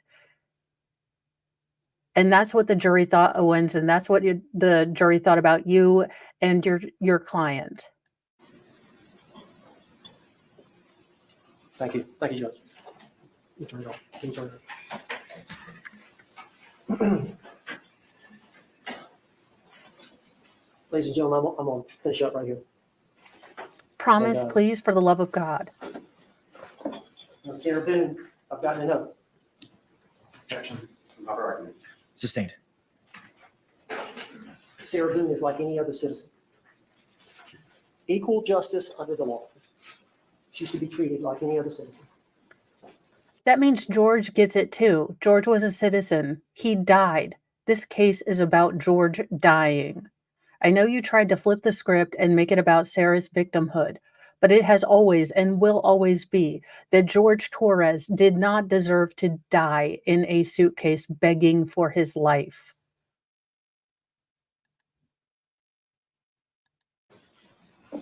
Fairly and impartially. Based on the circumstances she was facing at the time of this tragedy. Based on the battered spouse instruction, which is a special instruction that's given when women have a heightened sense of fear and trauma that you're to utilize in applying her subjective standard to the reasonable standard of what a reasonable person would do under her circumstances in using the force that she used to defend herself. I hope I haven't missed anything. I tried my best. No, just the point, the truth, and, well, any sort of legal basis as to why your client was okay. And survived. We ask that you do justice in this case and find her not guilty because the doubt is reasonable. I've tried to show you where the doubt was. I trust you, judgment. We spent a long time picking the jury, 4 days. We trust you. We appreciate your service and your obligation to do your duty. You have the power and authority to right this wrong. That's what we're asking you to do. Oh, Mr. Owens, they did, and they took only an hour to do so. You ginormous buffoon. You absolute idiot. You brought a dream team of disorganized boobs together. Not even, O.J. Simpson's dream team, Shapiro, Cochran, the guy that unleashed the Kardashians on us, could have saved Sarah. But there you go. That is it. That is the roast of Owens. And since I promised a palate cleanser and you guys won't have to go look for the video, you can if you want. Here is the infamous handjob story. Since this is probably already demonetized, I haven't been checking. But as you guys know, I have 6 children. They range from the age of 18 down to 8. Now, my 19-year-old is a senior in high school and is getting all sorts of college, like come visit this college, come look at it, that kind of thing, flyers and stuff in the mail. And my youngest two boys are horrified. They're like, we have to do more school. School sucks. They're not allowed to say that. They were told that, but they're like, I don't want to go to school again after school. So I took that time. I thought it would be a teachable moment because I really believe in the value of going to vocational schools, getting a life skill. I don't, degrade college, but I think it's incredibly, sad that a lot of parents don't go over the sort of, you know, vocational studies and having a skill, having a real life everyday skill that can be profitable to fall back on in case college isn't for some kids. And it's not. It wasn't for me. I mean, and I turned out sort of okay ish. Let's be real ish. So I told them about, vocational jobs. You can go do electricians, you can work with your hands, you can do lumber stuff, you can, do construction. And we watched Dirty Jobs that night. So I slept the sleep of a, like righteous and informative mother who is doing her best to open up the possibilities in the world to her children. And I'm still feeling that, kind of emotional high where you're doing the right thing as a mom, or so you think, you know, do. I definitely was doing that the next morning. And then suddenly, as I'm driving the two boys to their Shiite Christian school, like the girls have to wear skirts below their knees, that kind of thing, even for gym, they're allowed to wear like boys' basketball shorts, but, modest and cover the knee.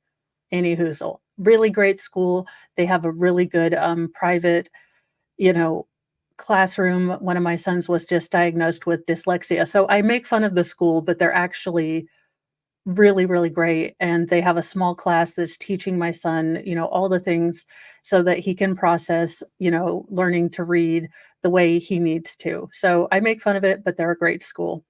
So I'm driving them because they don't have a bus and we're on the freeway and I'm still feeling pretty good about myself. Like I taught my boys a lesson and opened up the world to them. But I am slowly getting clued in to the conversation going on in the back seat. And a couple of phrases start sticking out to me, such as hand jobs are awesome. I'm going to do so many hand jobs. People that go to college are stupid. Hand jobs are cool. Yeah, I'm going to tell my teacher all about the hand jobs we're going to do. Everyone should do hand jobs. Now, as this slowly starts trickling in and my brain starts processing it, um, 90% of my brain is ineffective and unable to effectuate any good parenting because it is rolling on the floor, dying laughing, hysterically cannot breathe. Just cannot breathe, rolling on the floor. And the last 10% of the brain that is still driving on the freeway and, trying to parent is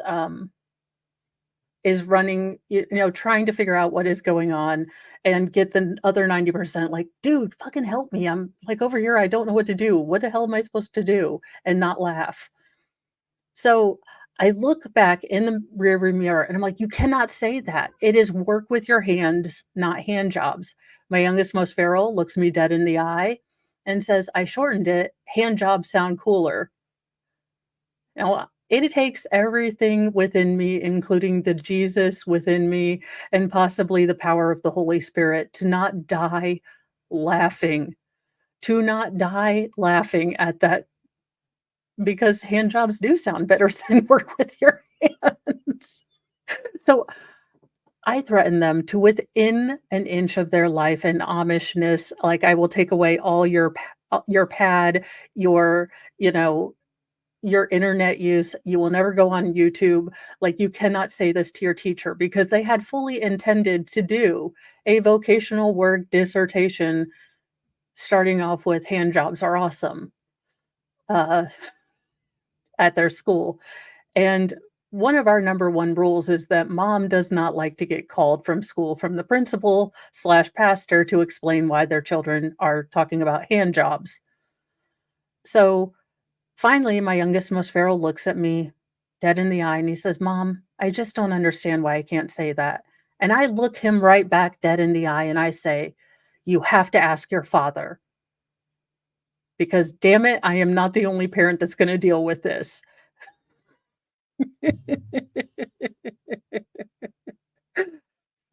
So thank you, OnlyFan.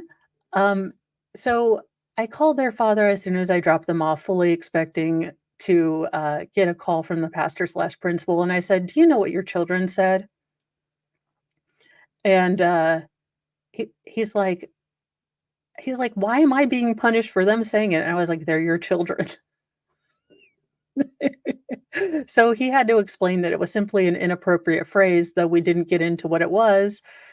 But I can tell my youngest, most feral, will try to trick me sometimes. He still wants to use that word because he knows it's funny. He doesn't know why. He knows I was trying not to laugh, and he likes to make people laugh. So he'll always be like, "I want to work with my hands for jobs."